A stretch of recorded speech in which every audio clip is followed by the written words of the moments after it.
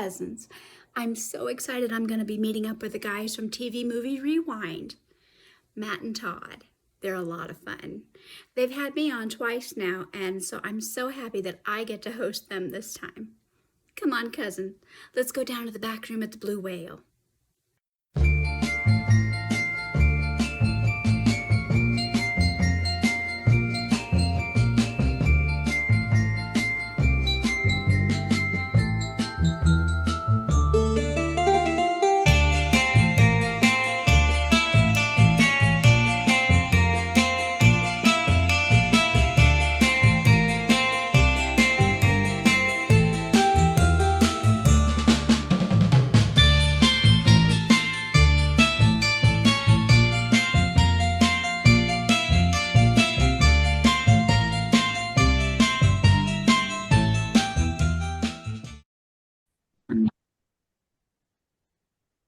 Okay, there we go. Oh, now I see you. Hello. Awesome. Yeah, so we had just already kind of started talking about the show. So, I don't know if you heard any of that we were discussing the Adam storyline, which has the greatest line of dialogue in the entire show. Remember? Yeah, the guy you killed, by the way. Right? Remember somebody, and then the guy who's not even there tells him who it is, and it's like, Barnabas, you killed him. You'd think you'd remember that. Love it. So welcome, guys. Welcome. Thank you for having us. So happy to have you both. And I loved being on TV Movie Rewind, and I got to be on there twice with you guys, once discussing Dark Shadows, and then the last time we were talking about the movie A Night to Remember. And it was wonderful both times. I had a lot of fun, so I am so happy to have you both with me today. Happy to be here, especially it's nice to not have the hosting duties. So I'm happy to talk Dark Shadows again. There's so much to unpack with this show. You could take forever with it. There's a lot. And I was actually watching, do you guys watch Terror at Collinwood, the Penny Dreadful podcast? You ever watch? It's wonderful. I'm trying to, I've listened to some of the Big Finish audio productions, and I've listened to, I forget what it's called. I think it's called Return to Collinwood, actually, where they read the will. The one that James wrote, yeah. Well, that was really good. What Terror at Collinwood is it's a podcast, and it's much more professional than mine. And and she talks about the show, and she has all kinds of people on, including actors from the show, people associated with the various Dark Shadows formats. And the reason I bring it up is because she just put out a new episode yesterday that came out, and it's the fourth in a 4-part segment where she was talking about the literary inspirations for the storylines on Dark Shadows. And there was so much that I didn't even know, because really what we think we know that kind of goes over in the different books or being talked about. There's so much more to it. And like you were just saying with Dark Shadows, there's so much to unpack. There really is. Just when you scratch the surface, it's like, oh, there's more. Well, there's the show itself, but also everything it's represented to everyone who's seen it. The fact that there are still, conventions to this day. There's all sorts of different ways you could go with it. Dan Curtis alone, for that matter. But I wanted to go back, something we were talking about before we started recording, because you had mentioned Peter Bradford / Clark. So the actor itself, like, there are stories, it's whatever, it's the 70s too, I guess, is a lot of it. But like, the thing with Peter Bradford is he was powerfully bland, an unreasonably bland character where you were just like, Vicky, please be with literally anyone else. This guy is crushingly boring. Until he did the one interesting thing that I will never forget, and one of my favorite moments ever in the show, where Peter had the brilliant idea, would-be lawyer that he is, had the brilliant idea to convince the witch trial that Vicky wasn't a sorceress. She was just traveled there by seance, as if that's different in any meaningful way whatsoever. Yeah, that helped a lot. Yeah. brilliant plan. And Vicky, and I think is I like Vicky. It can be hard to like Vicky because she's stuck with this moron, believing him and going like, yeah, it's a good idea. Well, you got to understand, Vicky was from a foundling home. Did she mention that? I guess, yeah, that sounds familiar. Forgotten, yeah. But that's, where she'd been for most of her life. Yes. Which she will take no pains, at least early on, to remind you of. But to be fair, she was the lead of the show, and they probably assumed you weren't watching every day. But and then like Jeff Clark, not really an improvement, just somewhat more interesting. Now Dirk Wilkins, on the other hand, there's a character. Yeah, Dirk Wilkins has got to be my favorite Roger Davis character on the show. Hands down, especially when he goes crazy. Yeah. Oh, that's fantastic. That's a good horror right there. That's when the show that's when the show really showed some things it could do. Like Dirk's whole rampage, I think, that's not talked about nearly enough in great moments in the show. That's a really stunning moment for that show. Mm-hmm. I mean, he was awesome as a vampire. He was great when he started going crazy, but then you know the whole role vampire kicked in. It was like, okay, this guy's cool to watch. yeah, his full-on vampire rampage, which again, Barnabas has the brilliant idea of, you're incredibly dangerous and I don't like you, so I'm going to make you more powerful and turn you into a vampire.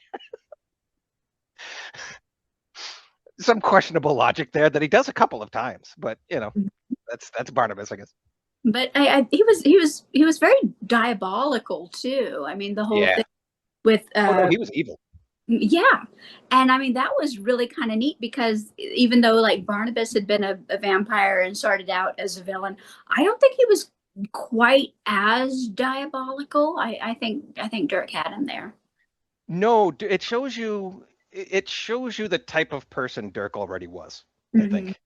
Like Barnabas was and remained, possibly even until the end, you could argue, but Barnabas remained very self-serving and evil in his own way for quite a while, especially into the aforementioned Adam storyline. Like, I think people kind of forget when they talk about Barnabas, even up until then, he was willing to sell away Maggie's face if it got Adam off his back. Like, that's where Barnabas was. I think that's Barnabas's core character, more or less. I mean, the whole reason that he ended up with Angelique in the first place kind of speaks a little bit to the kind of person Barnabas is. Is he super evil? Is he the word? No, none of that. But I also think that's why Barnabas could be more tragic than diabolical, like Dirk clearly was. So who's your favorite villain of the show? Who's your favorite bad guy? Angelique, and it's not even close.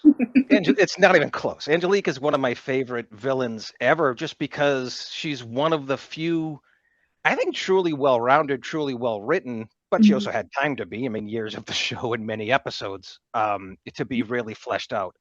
I think her character arc and her whole level of should we find sympathy in this objectively evil character? I kind of think it's easier to find more sympathy in her than Barnabas. Oh yeah, by quite a lot, in fact. Which is why, I totally gravitate towards Angelique to the point where okay, I get she's a villain, but she's one that's I feel like she's an understandable one. With again a tragic story that is more tragic than Barnabas's ever was. Like Barnabas's tragedy, I think basically every time is as a result of his own choice. Angelique, she made her choices, but she was in a different position and never in a position of power, unlike Barnabas. Barnabas had everything set up for him. You really can sympathize with Angelique because, she thought she'd found the love of her life. She thought he loved her. And then, as soon as, Josette is ready to marry him, he's like, all right, well, forget all that. And you just kind of go away. And she's like, well, no, you promised me something and I'm going to hold you to that promise. And on a basic guy level, you kind of look at Barnabas and say, really, is that the worst fate, to be tied to Angelique for all eternity there, Barnabas? Is that really the worst thing? I mean, I know you love Josette and you think you got to go with your heart, but obviously you had some feelings for Angelique. Throw her a bone. What doesn't help either, and maybe this is just me, is that when we finally meet Josette and Angelique is all over Barnabas, more or less like Matt's saying right now, what the hell is the problem? What's so great about Josette? She's not awful or anything like that, but it's just like, really, what is the problem here?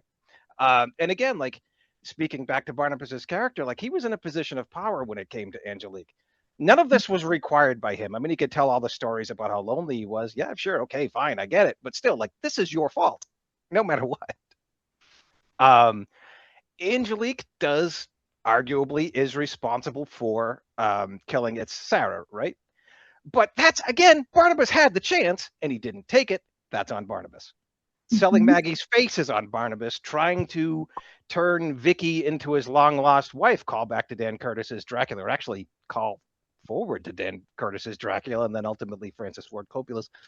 All of this stuff, I don't think is unique to being a vampire or a cursed vampire.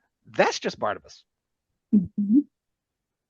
Well, one of the things that drives me crazy is, people, get mad at Angelique about Sarah. But I mean, technically, she really didn't, she wasn't the one who killed Sarah. Barnabas could have saved her. He didn't. Barnabas didn't save her because he was a coward, right? Mm-hmm. Like Angelique did the wrong thing, no doubt. But let's talk about Barnabas not saving her when he totally could have. And had very little reason not to, except for being exposed for what he is. That's on him. Mm-hmm. Yeah, I mean, I don't think that Angelique really is as villainous as a lot of people kind of say or think. I think she was pretty justified in her act. Speaking as someone who's been there, done that, and I've had to hex a fella. Fair enough. Well, like, again, I mean, you can argue levels, but as long as we're arguing inside of the scope of the show, you have Angelique. Okay, fine. We've just discussed Barnabas, and there's even more than that. And then you have the initial iteration of evil black magic tricks kid into, evil ritual, but everybody loves him. Quentin.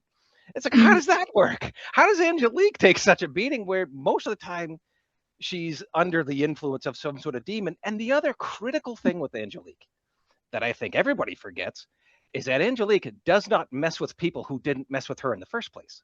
She leaves everybody else alone. Mm-hmm. Everybody else she's left alone. She doesn't screw with people for the sake of screwing with them. Mm-hmm. She doesn't necessarily hurt them until, like, hey, yeah, this is the final straw. Like, she's not that hard to deal with. That's why, again, I keep going back to Angelique. I love Angelique. Well, and then even when she finally meets somebody else, forms a bond with that person, is finally moving her existence. Barnabas again.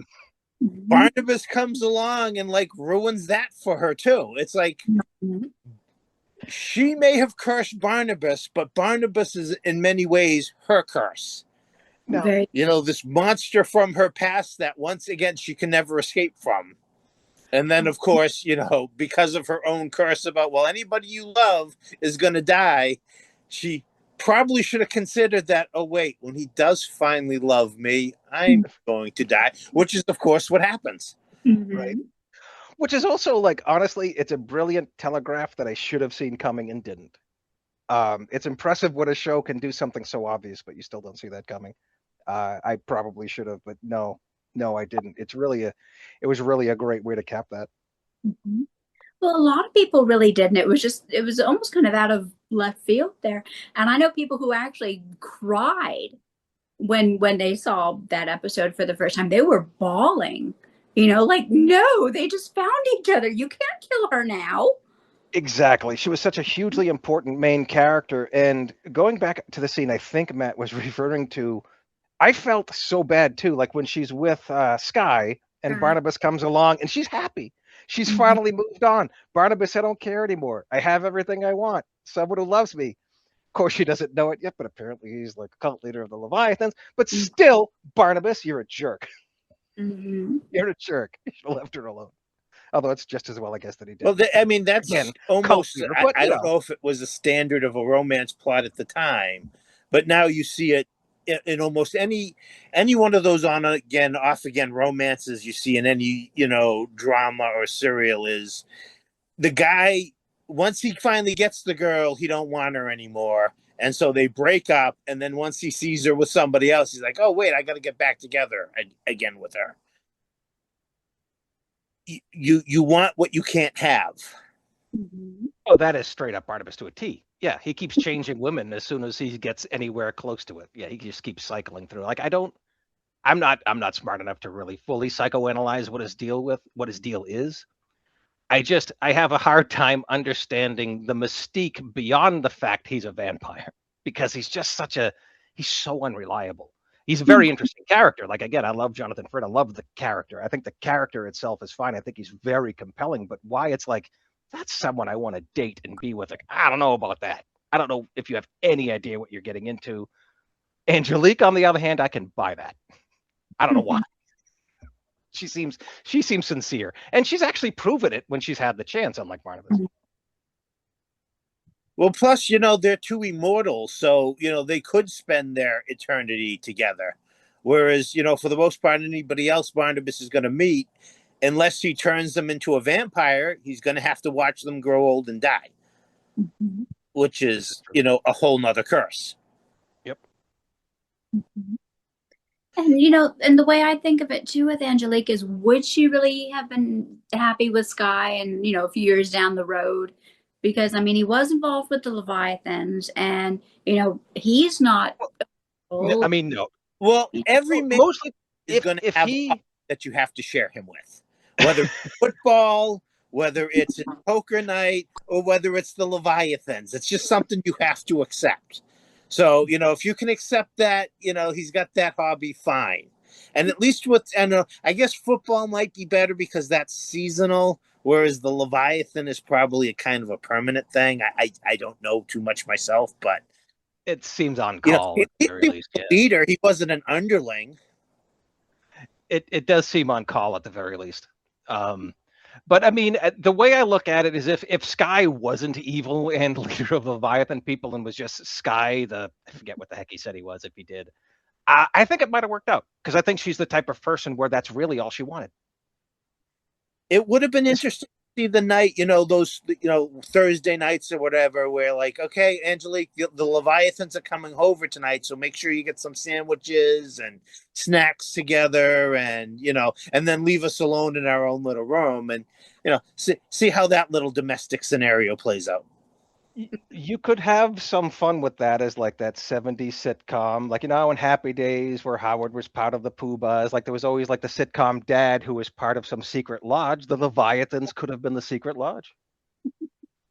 Yeah, he had to get, make sure my fez is blocked and ready so that, eating. Right. What do you think of the Leviathan storyline? That's a polarizing one. I like it personally. I liked that storyline. I thought it was very interesting. Yeah, it's not my favorite. There are some great moments to it. But like as a whole, I don't like it. I think Quentin's very underused, coming off of 1897, where he had been such a central character. And then the Leviathans, it's like he's almost like a second thought, except for a few great moments like that fight scene with Jeb, Mm-hmm. But I don't think that they really kind of used him to like his full capacity. There are things about the Leviathans that is just like the kids, the kids coming over. One in particular is kind of rough. You're waiting for that evolution to get through real fast. Mm-hmm. Like, one of the kids is excellent. A couple of them are pretty good. One is excellent, and then one is just like, yeah, maybe we don't keep him around for too long. Mm-hmm. Which I hate to say, because it's literally a child. But still, it's like, yeah. I kind of like that storyline ultimately, just because I thought it was very different, which I thought helped a lot. It was slower, but I thought the creepier parts that it did worked really well. Like, I thought when it paid off really well. I like those moments where like the breathing in the room, and it's what you don't see that's right. scary. Right.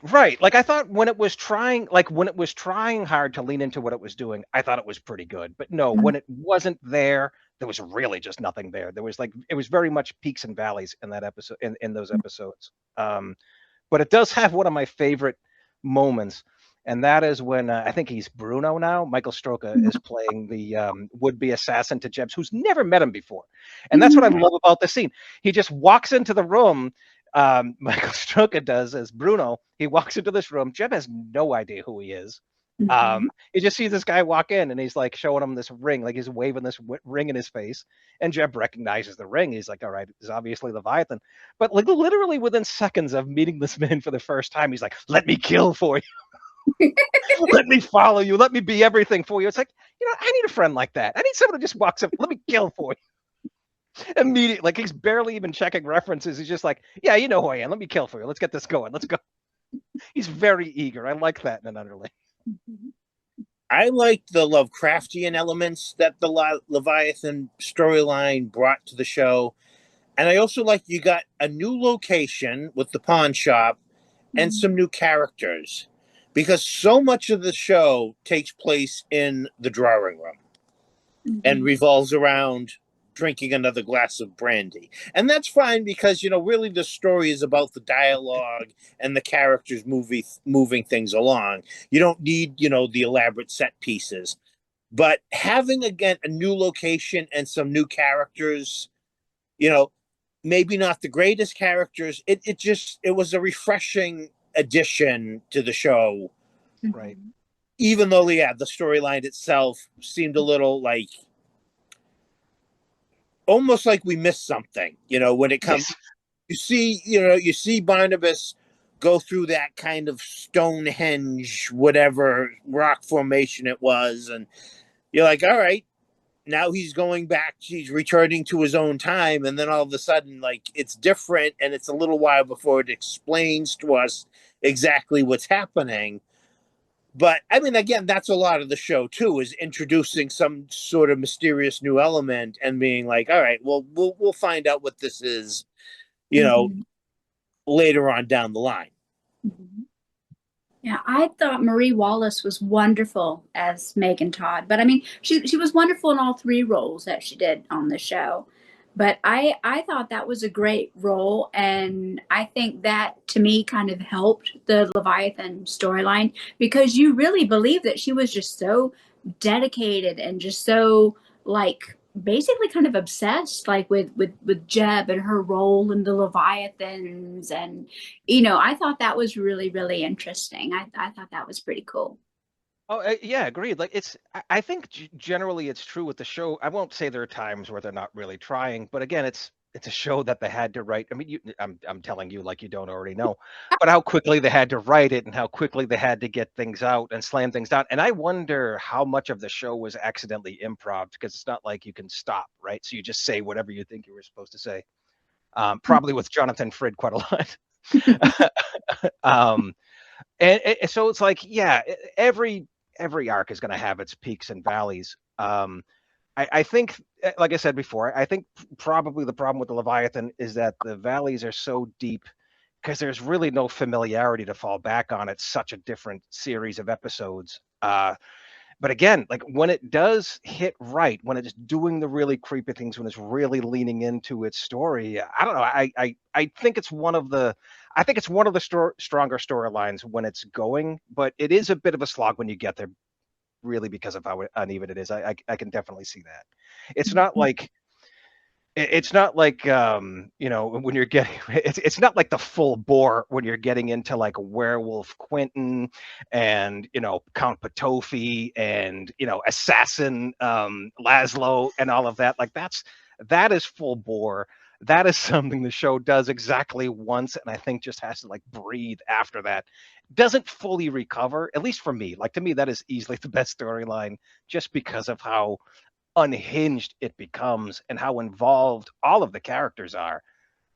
It seems like just about every character has some sort of really great part to sink their teeth into. In the case of Carolyn, it seems like 5 of them.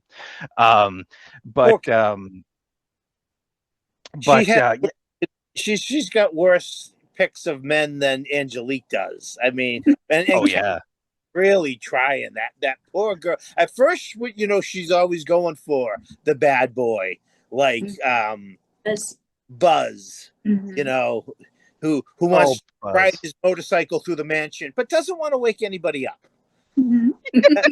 That would be rude. Favorite thing with him, Buzz. Oh, Buzz, how do you this ne'er do well? They act like he's a Hell's Angel on on drugs, just ready to tear apart the town, robbing banks.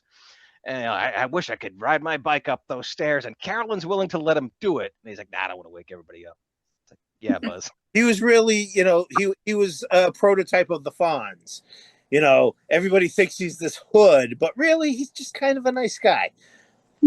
Right, just misunderstood. Buzz was just misunderstood, and he doesn't need music. He just snaps music to life wherever he is. Mm-hmm. But that's the big thing of the show too. For me is while Willie Loomis is my favorite character, and my favorite villain would be what Todd just said his name, but for some reason I want to say Dr. Pretorius. Count Patofi. Count Patofi. Yeah. Great character by Thayer David. Mm-hmm. But I adored Caroline because she truly grows throughout the show. She starts off as, this teenage girl who, is rebelling and wants to be best friends with Vicky, but also wants Vicky to be her frenemy because anytime any guy walks by, Caroline will ignore him unless Vicky's like, oh, he's kind of cute. Well, he's mine. You can't have him, Vicky. He's mine. Oh, let's be friends, Vicky. I don't want to fight over guys, but he's mine. By the end of that, towards the end of that show, Caroline has gone through the fire. She actually did genuinely love Jeb, who loved her. But, again, due to the nature of the show, tragedy ensues and Jeb is taken away from her. But by the end of that show, she has grown into a woman who is ready to take over her responsibilities at Collinwood, especially when it seems like Elizabeth is dying and Caroline is going to have to step up and be the new matriarch, because God knows Roger wanted to control, but it's just he was never ready. He was never going to be able to be the leader of the Collinses. No, he would just as soon sell it again, take the money, and have a great weekend again, which is pretty much what he did in the first place, and that was why he was back at the house. And that's exactly what he would do again. Yeah, we know that for sure. No, Carolyn rules. Carolyn is, I guess I've said Nancy Barrett is probably the best actor in the show, especially because she was allowed to be. She got to have the most range. Most other characters played one form of themselves or another. Some didn't devolve at all. Like Barnabas is largely the same character throughout the show. Angelique, you could say evolved. I would say it's always been Angelique. You just understand her more. Carolyn, on the other hand, is the only one that really changed, sometimes literally characters, or again, as Matt just said, and I agree completely, like evolved. I think the biggest step in her character evolution, especially as Carolyn anyway, was when her mom was being attacked by the Phoenix, Laura. Fantastic storyline, by the way. Pre-Barnabas, for anyone who's going to watch the show and decide to skip straight to Barnabas, you're missing a fantastic storyline if you do. And especially here where Carolyn really kicks into gear. Another fantastic thing, if I can just divulge into that storyline, you get the best of Roger and Burke. You get, David is an excellent actor. David Hennessy, he's a fantastic actor and really good as David. You get you really everybody. You get really top-notch everybody of the early episodes, especially Burke and Roger, who are like the best part of those early episodes. But I don't think I'm surprising anyone by saying that. I really enjoyed, like Burke is kind of unfortunately done away with after, what? Not Ryan, Mitchell Ryan. And Mitchell Ryan, yeah. Basically, yes. Basically, Mitchell Ryan, and then he becomes Anthony George. But you're right. Like when he turns into by the time he becomes Anthony George, it's a toothless version of Burke who doesn't really have a reason to be around anymore. They're finding reasons for him to be around. Would And I think like Anthony George takes the blame for that. Like, because everyone's like, oh, old Burke sucks. And it's like, kinda, because the character does. I don't think it's the actor's fault. He's doing the best he can. Mm-hmm. no, but I loved in those earlier episodes when Burke obviously hated Roger, was setting up for his revenge. He wanted to bring down the Collins family, but would also ally himself with Roger, if somebody else was in danger. Like when Vicky was in her 15th kidnapping of the show at that time. I don't know. He would be like, well, Roger, I'm going to come help. I'm going to go search with you. And of course, Roger would be like kind of standoffish. Like, well, we're enemies. Why would you want to work together? But Burke would straight up be willing to put any differences aside and, ally himself with the Collinses for the greater good, which was, again, a great, interesting character that you don't often see in most shows. Usually it's, that line is drawn, and regardless of how beneficial an alliance might be, they just won't do it. I also thought it was great and true to Burke's character. Like I like how, when later going to the to the Laura storyline, when you think she's gonna set, well, I guess we know she's gonna set David on fire and do whatever Phoenixy things they do, and Burke and Roger are figuring this out. Like they're willing to work together. And the show had already telegraphed the kind of person Burke was, so this doesn't seem out of place or seem unreasonable. It all worked really well, and I thought those scenes with them together were, especially a great, almost like finally a tag team that you never thought was going to happen, but you like both characters even though they're at odds with each other. Now you actually get to see them together, which is actually pretty cool. Because I when I say I love Roger, I do. It's not because he's a person I think I could hang around with or would even like me. It's just I do somehow have an affinity towards like the more smarmy characters of the shows, whether it be like the Louis Natalskis of Taxi or even like a Montgomery Burns of The Simpsons. There's something about them that it's oddly charismatic. Even though I don't like it, I just find them outrageously funny. And I think like basically every single thing Roger Collins says is gold to me. I think he makes me laugh or smirk or something with literally everything he does. I think that's pretty much what makes him my favorite character. I just have the broadest smile when he's on screen, waiting for him to reach for his 19th sherry. Like I told you what you would ask me before. He's getting the shotguns back from Burke and he's unloading them, and Burke says something that bothers him. I forget exactly what it was, and Roger just says this look on his face when he's holding the shotgun. I think Louis Edmonds was a master of doing things like that. I can't fathom anyone else other than him as Roger Collins, although I have to admit Johnny Lee Miller in the maligned, although I kind of liked Johnny Depp movie. It's like, all right, yeah, that's kind of Roger right there. That's I can work with that. I just loved that character so much, including like the iterations like the Joshuas, which were basically still him. And then finally him as, I forget the character's name, but when he was playing like himself as like a butler, he was actually like the house, like he actually had to play someone lower, which was just fantastic. Yeah, now that's when he was Edward Collins and he got possessed by Count Batofi and he thought he was Pallet. That's right. Wonderful.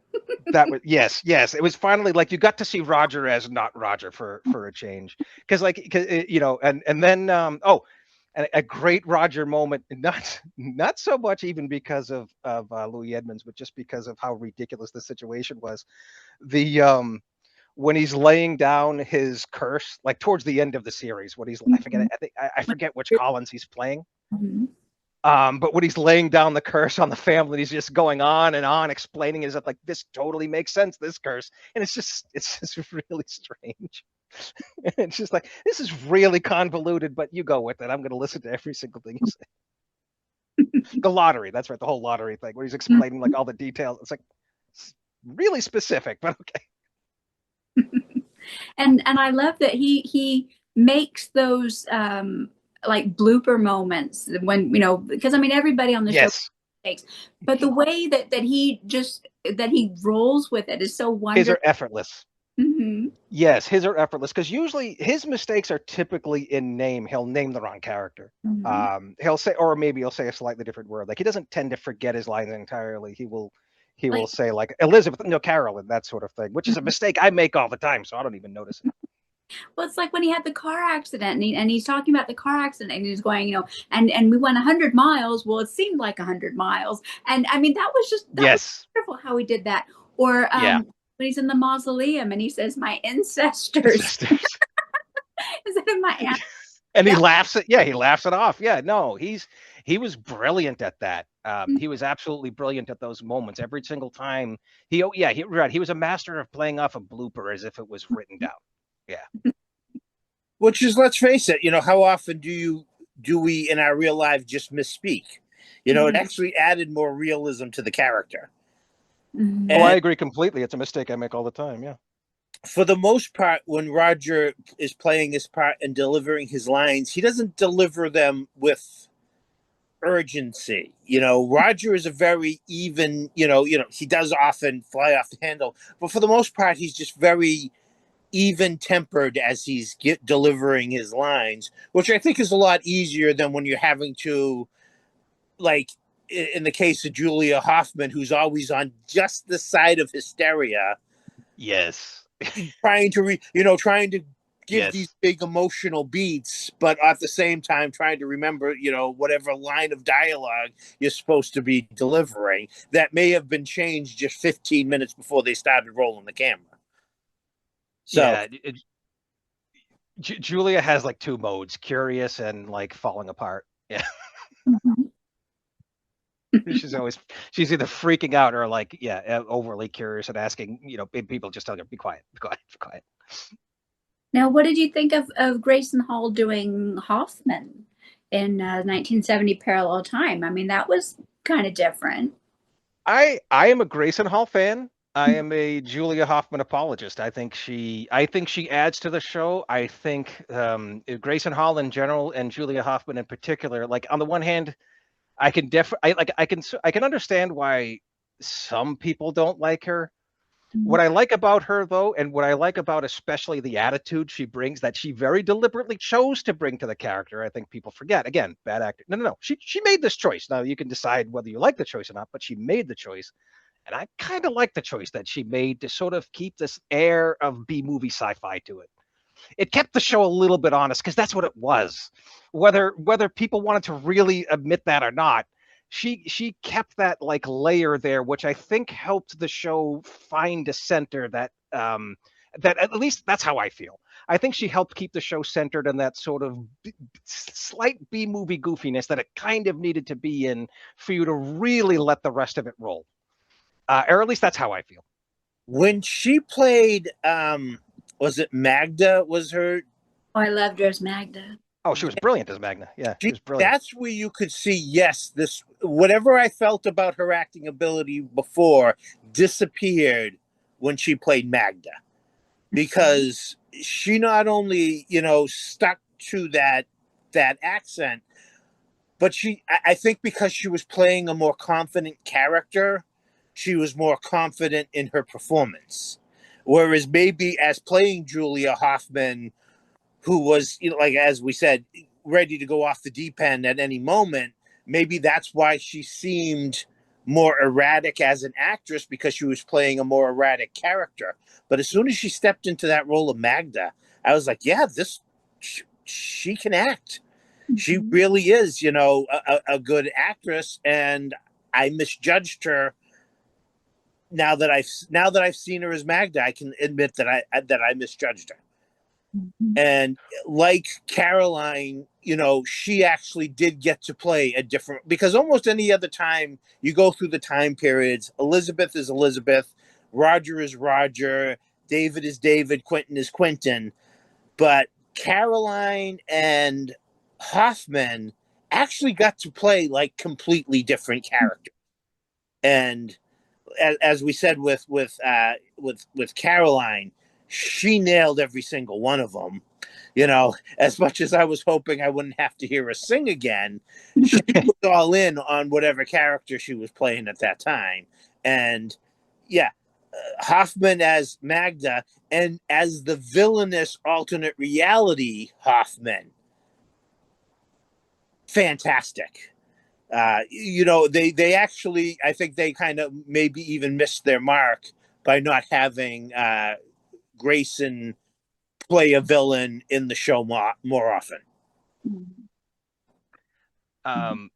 Thayer David, Nancy Barrett, David Hennessy, was it Nicole Anderson? Who played Amy Nickerson?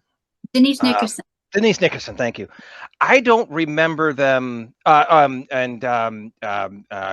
Willie Loomis. I don't really remember them ever flubbing. I'm sure they did. And 1,240 episodes or 1,200-ish episodes, I'm sure they did. But unlike Jonathan Frid, which seemed like almost every scene, we already talked about what Roger could do. Like it's impressive to me how they could easily, and some of these are children, carry these scenes under the duress that they're doing as often as they're doing it. Again, I really do take issue when people talk about like how bad or hammy the acting. It's like, no. Like, I mean, in some ways, it's a result of the duress that they were under. I feel bad for poor, maybe I shouldn't even put it that way, but for Donald Briscoe with his first appearance as, was it Tim? Tom Jennings. Yeah. Not a great debut, but I'm sure if he had a chance to redo the scene, we'd get a different result. That's not his option, unfortunately. So that's what we get. I do like the fact that they keep him in the show because you can see he's actually a pretty good actor, and I also think he's really good in the movies that he's in. Mm-hmm. And I think that just happens sometimes. I think it's unfair. It's also kind of the charm of the show, though. You get a laugh at it. I mean, I watched that scene a bunch of times and laugh, still do. Unfair, perhaps, but hey, the show, at the end of the day, the show finds a way to entertain you no matter what. Maybe it's not the way they fully intended because you're laughing at, say, a rubber bat, or it's a piece of scenery falling over, or Jonathan Frid walking through the credits or something like that. So what? I mean, if you can honestly say that you watch the show and you follow the characters and enjoy it, then yeah, I can roll with all of the rest of it. And honestly, it just makes that much more enjoyable to watch. I also think it makes it that much more unique. I don't necessarily like to be the person who says, well, the flubs are the best part of the show. They're not, but I also do admit that I don't necessarily know, because this is one of the questions you had asked in the questionnaire, more or less. I don't necessarily know if you can or if it would be right to try to do a remake or a reboot, because I don't think having a too polished version gives you much that we haven't already seen a lot over time, except with slightly different character names. I do think the kind of harried aspect of it, the see what sticks, throw it down, I think that helps a lot to the energy of the show that we got that really can't be replicated. And just to watch Dark Shadows be like, oh, here it is with better special effects and, a modern writer who really understands horror, and now it's bloody, or now it's sexier. So it's like, yeah, but isn't that just kind of like a horror movie? I maybe that's being too cynical or even too pedantic about it, but it's just like, that's not really Dark Shadows to me. Dark Shadows is a bit more goofier than that, which I think is also why I'm a bit more fair to the Tim Burton movie, even though I fully admit it doesn't really help the show. It's not going to like, oh, you like the movie, you'll watch the show. It's basically the same thing. But I do like the fact that, okay, I do agree that, like, I should say, I don't mind that it's taking some fun out of it, because you kind of have to. It's really, I mean, you kind of have to. You can't take the show that seriously. You can't. But the show does take itself seriously enough that you can identify with and follow along and still care about the characters. It's a really impressive dance that it walked, that I still am surprised to this day that I was able to enjoy so much. Because, if you look at our podcast, just for example, and the movies that are on it, yeah, there's some horror in there, but nothing quite fits what Dark Shadows is. I honestly thought I would watch it and at most get some laugh out of this like 60s weirdness. Like, I really thought that'd be the most I could get. It's just like a curiosity. I'm really surprised it was quite as deep, as enjoyable, thoroughly as it was through all 1,200 episodes, and how quickly I latched onto the storyline. Because at first I thought it would be, I will ironically get into this melodrama. I will ironically take sides like it's the 60s and I'm at home and I'm doing dishes or whatever, and I'm really getting into these characters. And before I knew it, I was like, no, I'm actually interested. This is a lot of fun. It's just that well done. The characters are just that compelling, and the story can be just that weird. And it seems like at least in almost every episode, someone is going to say something so bizarre, it'll literally make you stop and think about life for about 5 minutes. Well, because And sometimes I just need that. the show was very sincere. It may have had its tongue in, in its cheek every now and then, but it was very sincere about what it was. And I think that's really one of the reasons why the 90s remake flopped so hard. It was highly anticipated. People really expected, the show to be the second coming. But I think it took itself too seriously. And I think another mistake a lot of people make when they think about Dark Shadows is, yes, Barnabas is possibly the most popular character, but it's not the Barnabas Collins show. It's an ensemble. He may be having a huge part in the show. He may be a central figure, but it's not about Barnabas Collins. And that's what almost every remake and update has tried to do, is make it, it's about Barnabas Collins. It's not. Right. They take such a superficial look at the show. Right. Happy Days wasn't really about the Fonz. Once, certain characters left the show, it really hurt. It really was an ensemble show that was carefully balanced. Yes, it lost when by the time Vicky left the show, who was supposed to be the main character, she had long been pushed into a corner, and by the time she was gone, it was easy enough to have Maggie step in and basically replace her. There are plenty of episodes where or story acts where Barnabas is gone for weeks at a time, and he's still mentioned. You kind of feel that he's still there, but he's not there, and the show goes on. And and until somebody realizes that, they're never going to be able to redo the show, which may be a good thing.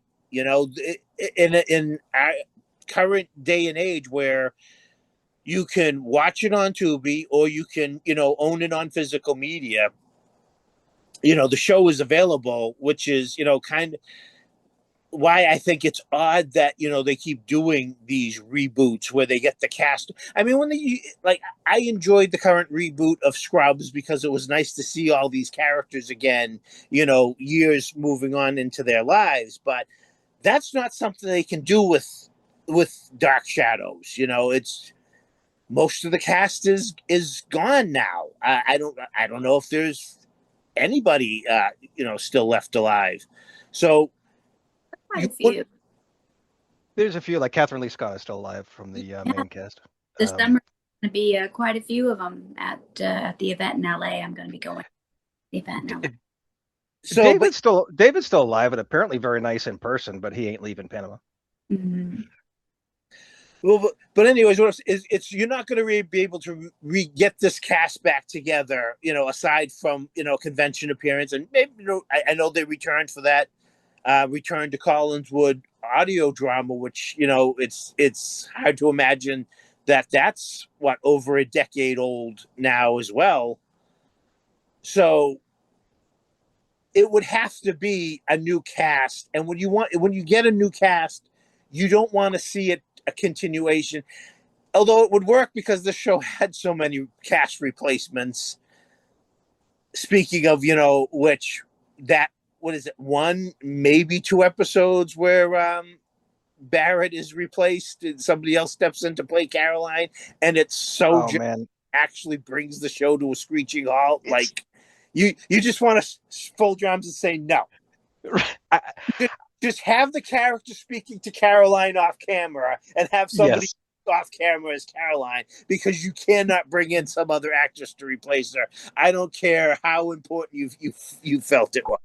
It's especially the way they do that. Oh my God, when they introduced the replacement Carolyn, which as it turned out was because Carolyn was sick. It was a last minute replacement, which as I'm watching the show and had already seen a character replaced, I don't know.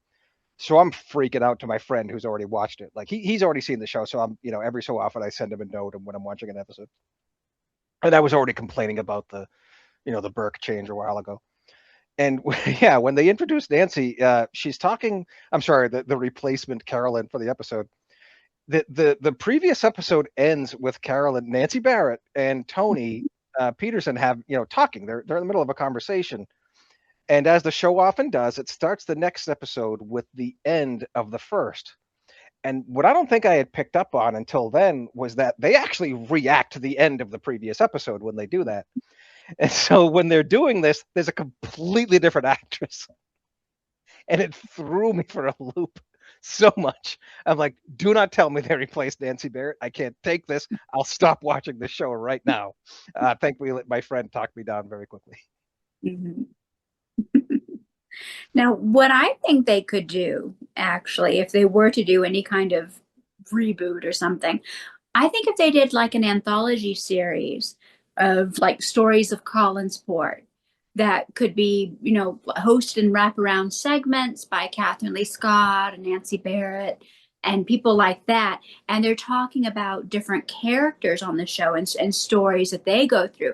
And it's not necessarily the ones that we've seen on the show, but maybe they have some connection. And so then they could get, other actors maybe to play certain characters. But I think maybe if they did something like that, where it's not something that it is a direct remake of the show, but yet it's set in that same world and has some of the same characters. I could see maybe they could do something like because Collinwood has been around for hundreds of years, so there's all sorts of past to explore that they could totally mess with and not really affect the show in any way that's going to bother a single fan who still cares. Or perhaps do Collinsport The Next Generation, where you go back to Collinsport in 2026, where there would be an entirely new cast of inheritance that have come and gone from the town at this point. And maybe they could even refer to the past, like, oh, you should have been here, 60 years ago when, this Barnabas character came along, or the whole shakeup, maybe a new family moving into Collinsport, because the last of the Collins have, passed on, and, some new rich, well-to-do family from New York or Boston or whatever moves into Collinsport, and the ghosts of the past haunt them. Something that like could be a lot of fun. That could be a lot of fun. Mm-hmm.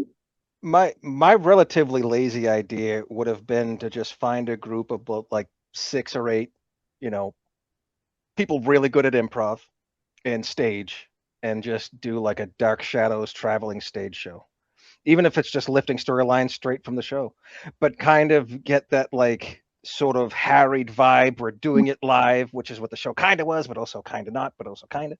I think like a theater audience especially would roll with the Dark Shadows vibe, whatever it became that night. And I think that's about as close as you could get to the vibe of the original show without purposefully trying to make something bad that doesn't make any sense and also isn't really as organic as the show actually was. I think you could get some of those organic elements if you do it actually live, with an audience as receptive as I think a theater audience would be. I like that idea. That's a really cool idea. The traveling Collinsport players. Literally, you get like 8 people, someone, to play maybe multiple characters who aren't in the same scene. And like I said, it could be literally as simple as just finding your favorite Dark Shadows episodes and making them act them on stage. Because they probably translate to the stage just fine. Hell, the show is largely one stage anyway. Mm-hmm. Yeah, I may have to run that by some friends of mine, because I have some friends that are in the Collinsport players that perform at the different festivals and things. And maybe that's something that maybe they could get together in LA and do a short. Yeah, I've always felt the show was practically a radio show or practically a play, just based on the fact that it's almost entirely dialogue driven. Yeah, there's stuff to see, but rarely. It's almost entirely dialogue driven as a result, and even then largely one set anyway, maybe 2. So even as a stage production, you have like your drawing room and I don't know, the entrance. There you go, there's your set for like at least half the show. A complete opposite show, that instead of it being in Maine, it's in sunny California, and it's not dark shadows, it's bright sunlight. And Yeah. only good things happen to everybody. There's never a fog ever. No, Joe gets every girl and never has to get into a fight. And awful things don't happen to. If there's like you're a musician, if there's a man who definitely deserves like a blues ballad, it's poor Joe Haskell. Mm-hmm. Well, It's poor Joe Haskell. I wrote a little instrumental on one of my albums. It's more Blue Whale B-sides, and so he has an instrumental number called "You're on Your Own, Joe." So I gave him a little number. Haven't given him a number with words yet, but maybe in the future. I would love to visit the Blue Whale because I have absolutely no rhythm, but I could get up and dance and nobody would notice. Oh no, yeah, totally. I totally like those dances. Absolutely, I can hunch over and snap randomly, kicking my legs out to no music in particular. I can absolutely do that. Those are some of my favorite scenes of those ins and outs of the Blue Whale in the early episodes. Like those, you could just people watch for quite some time. I would love to see somebody edit Elaine from Seinfeld doing her little kicks into the Blue Whale dance scenes. See if anyone notices right away. Some of those dances are really not far off. Like a lot of those early Blue Whale episodes, I did a lot of like rewinding. Oh, I got to see that again. Mm-hmm. Just like I don't. Do you actually know the story? Was there actual music playing? Because I got the impression they were just told dance, and people were just dancing to whatever they thought was playing. Well, they did have records playing, and they did have. I believe that they did have records playing in the background. A friend of mine more about that because he's actually like researched like all of the music that's been used on the show, and so he has a really cool podcast called what is it called? Collinsport After Dark. And because he's a collector, so it's more into like the collectible side of things. But he's episodes talking about the actual music used on the show. He's tracked down most of these records. Some of them he hasn't been able to find the names of, or to get his hands on them. But he has been able to find most of the music that was used, and he even has the original record cue set used on the series. Oh, cool. And they would play the different music cues. So he's got a copy of that. Oh, okay. Yeah, like those Blue Whale scenes, it seems like they're all dancing to completely different music. But maybe that was just the style of the time. Might just be lack of rhythm. I don't know. Does he have the Barnabas Collins game where you had to piece together a glow-in-the-dark skeleton? Oh yeah, he's got like everything. That was our introduction to Barnabas Collins and the Dark Shadow universe. Yes. When we moved to the house that I'm recording from right now, back in, I want to say 1979, the previous owners had left a copy of that game in the basement. And, we just had fun piecing the skeletons together and have them glow in the dark and scare each other. And we could see like, all right, there's some sort of vampire dude on the cover of the box. But we had no idea that it was based on a TV show or who Barnabas Collins was. It was probably a good 15 to 20 years before I really knew what Dark Shadows was, because I was getting into horror at the time and reading magazines like Fangoria and, Rue Morgue, and buying books about horror movies, so I could, next time I went to the video store to rent a movie, which I understand is a very old-fashioned saying, I would know what to look for. And at some point in any one of those books or magazines, they would, do a flashback to Dark Shadows. So I had read about Dark Shadows and known about it long before I ever got to see an episode of the show. Mm-hmm. And, it was just, again, one of those just fascinating things that I'm like, wow, I really want to see this show. Because at that time, in the Boston area, no TV station was replaying the show. I don't think I got to see it until, I want to say, the mid-90s, when this, I think it was the Sci-Fi Channel that was airing episodes, and I'm fairly certain the first shows I saw was the final story arc in the parallel time when they're drawing the lottery. And so I was completely lost because I like, where's this vampire dude that I'd heard about was supposed to be in the show? And he's nowhere. Like, is this Dark Shadows? Am I watching the night? It says it's Dark Shadows on the thing. Mm-hmm. And by the time, they had just started again with the, Vicky coming to Collinsport, I think they had pulled it off the air in favor of something else before Barnabas ever came back to the show. So it wasn't until within this last year when Todd got the complete set for us to watch that I got to see the entire show. It was just bits and pieces and, what I'd read in, articles and the books about the show. Because again, this magical time before the internet when you had to find out what book it was in, go locate that book, and then read that book. Now, what do you guys think of the two original Dark Shadows movies, which are so different from the series? I love them. I love House of Dark Shadows. Mhm. Love that movie. Think it's a fantastic movie. I remember liking it's been a while since I've seen Night of Dark Shadows. I have not. I've only watched that the one time, as opposed to Hearts of Dark Shadows, which I've seen a number of times. I think I remember liking Night of Dark Shadows because it's very Angelique centric, but or at least Lara Parker, excuse me, centric. I But actually, no, House of Dark Shadows is a great vampire movie. it is. It's very reminiscent of what Hammer had been doing about 10 years earlier with their vampires. It's an excellent vampire movie.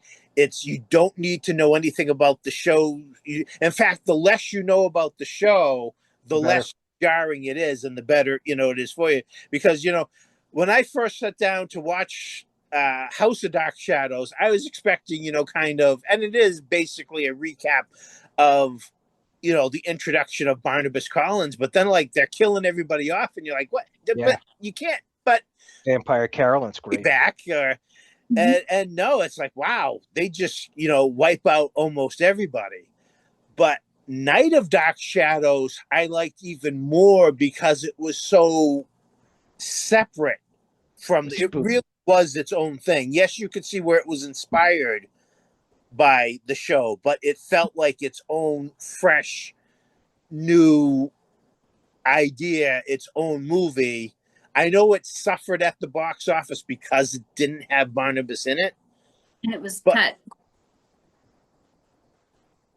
um, I think again, much like Halloween 3 was originally rejected by fans for being its own thing.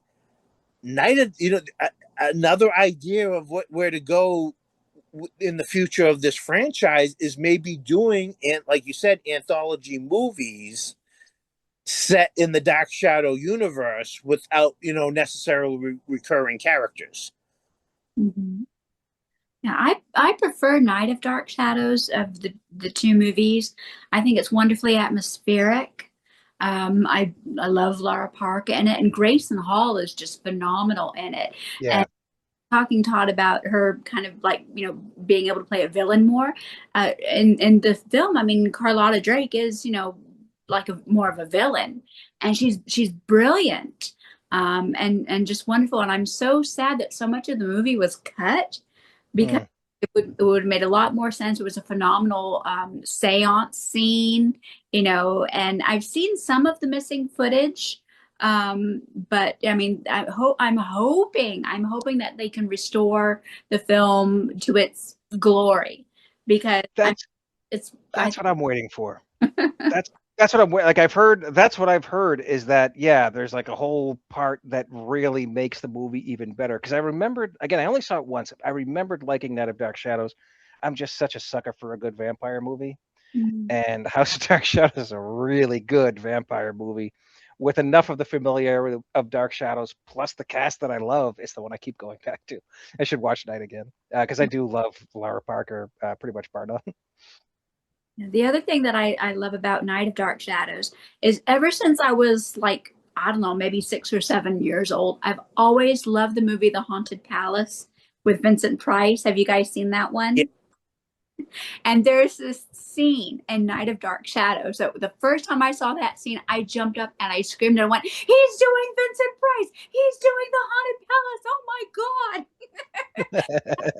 God!" Note. I haven't seen that. I'll have to see that. It's good. It's good. I'll have to see that. I'll have to Well, see that. again, Yeah. it shows you how much or I should say, how much Dark Shadows borrowed from the Gothic literature that came before it. Yes. You know, A Turn of the Screw, Dracula, So very heavily. Yeah. Frankenstein. You know, and again, a lot of people say, well, you know, it stole from this, it stole from. But you know what? So what? If it's new to you, it doesn't matter. And if it gets somebody to say, "Oh, that's based on A Turn of the Screw," well, I guess maybe I want to read that. Yes. Isn't that a good thing? Isn't it? Yes. It introduces people to something they had never considered or had even heard about. Mm-hmm. You know, I agree completely. I would say it absolutely had that effect on me. Like some of the stories I've recognized immediately, like obviously Dracula, right? One of the things, like to go to Adam real quick, one of the things I loved about Adam is that yes, they're stealing the Frankenstein idea, but they're stealing it the book way, which is to make him smart and articulate. I thought that was brilliant. Yes, I thought that was brilliant. Pidgin English speaking, you know, you Caroline, friend, you know. Mm-hmm. My favorite part of that storyline, of the Adam storyline, is Willie, you know that monster that wants to tear you limb from limb? I want you to go downstairs and babysit him for a while. The one you constantly antagonize, take care of him. I'm scared of him, Barnabas. Yeah. Poor Willie. You know, again, he was, you know, maybe he was reluctant, but he was loyal. And regardless of the plan, some of this will require manual labor. Willie, go dig a ditch. We're going to need to dig a ditch for this. You go start digging. Okay, go dig a ditch. Oh, and do a little bit of grave robbing for us too, Willie. Okay, after I dig the ditch, hey, you know what? Can I dig up the grave as the ditch? Can I kill two birds with one? No, Willie, you will dig a ditch over there. You will dig up the grave from over there, and then fix Julia her supper. You know, and like you're a vampire, Barnabas. You could probably dig a ditch in about 15 seconds. You know, how about you give me a break? Well, plus he probably spends 16 of the 24 hours of the day lighting candles. Yeah. Willie, candle number 28 of that set over there has gone out. I need you to relight it. You're right next to it, Barnabas. You got to book a match. Willie, we light the candle, Willie. Willie should just have a box of candles in his hand at every scene. I love Willie, too, because he starts out as such a bastard. Ooh, OG Willie. The show got too real when OG Willie was there. It got too real. OG Willie was too creepy. I think his name was Sam something. Go ahead. James. Oh, thank you. He's good. Too good. In my head, even though I know this isn't true, at least I'm pretty sure it's not. In my head canon, I feel like they got rid of him because he was too creepy. It's like, look, we're supposed to be like the hint of creepy, but you're like really creepy. Too good. You're really creepy. He would have been creepier than Barnabas, which wouldn't have worked at all. No. OG Willie was fantastic for a different show that wanted to be way more serious about where they were going. But then, you know, Willie has his, you know, comeuppance, and he's kind of turned into, you know, the minion. But that allowed the hero in Willie to come out, because once he sees the true evil that is Barnabas at the beginning, he does I mean, granted, some of it is self-serving because he was in love with Maggie. So, you know, he was really, while he was trying to save Maggie, it wasn't so much through being noble and altruistic. It was kind of for his own purposes. But Willie and Barnabas, too, they both have redemption arcs. And I love a redemption arc. You know, even up and well, it bothers me how long ago Buffy the Vampire Slayer is. But one of the greatest characters in that show is Spike, not only because he was fantastic and badass when he's first introduced, but he's got a true redemption arc in his story. You know, Angel had his soul thrust upon him as a curse. Spike fought to get his soul back because he wanted to be human again. He was in love with Buffy and he wanted to be a better person for her.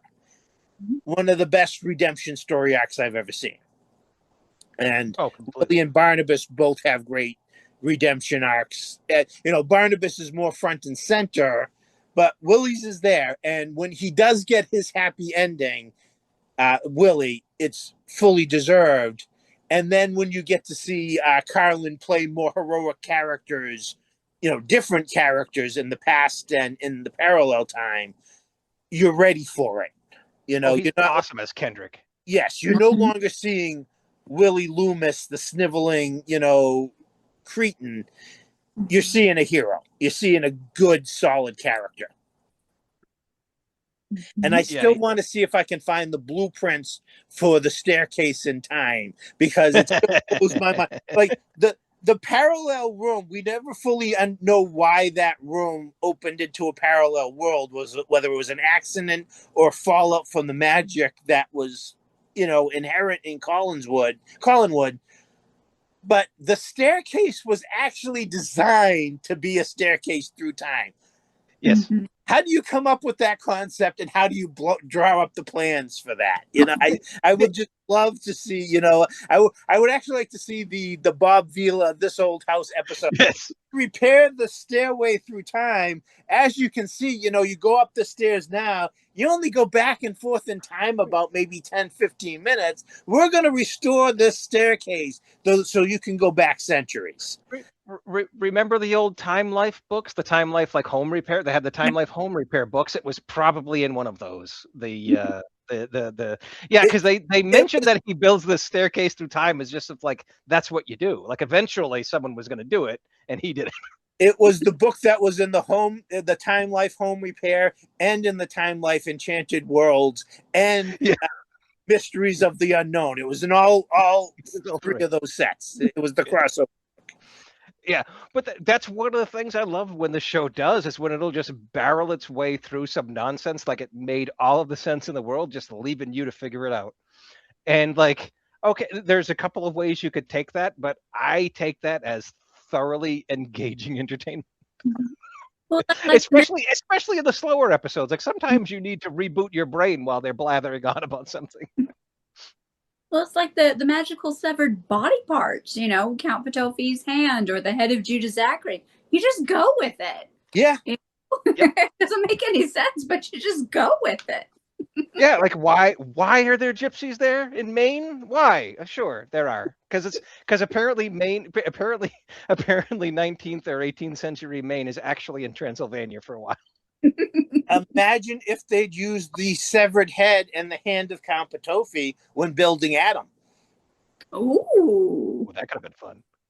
That could have been fun. On the subject of Willie Loomis, real quick, have you ever read? Now, I have not, but have you ever read or heard of Hawks Harbor?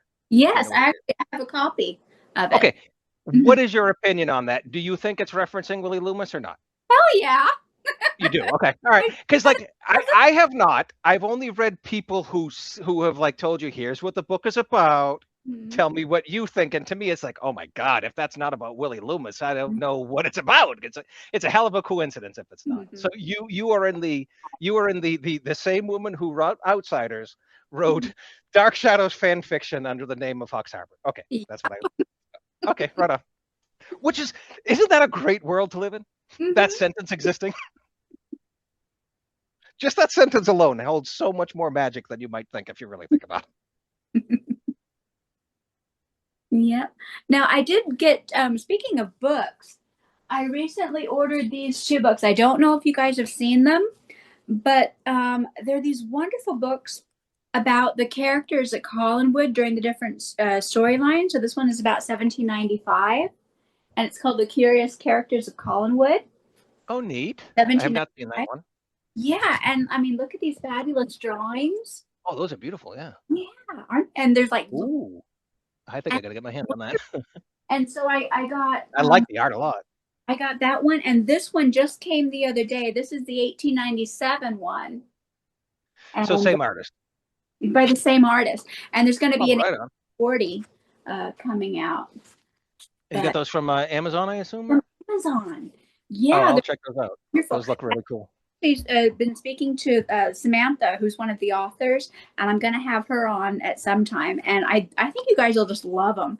They're wonderful. They're not, you know, like huge books, but there's so many like wonderful moments from 1795 and 1897 that you can, you know, revisit in a fun way.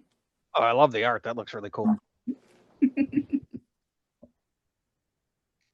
I often wondered where they was somebody keeping. Well, somebody must have been in the continuity somewhere.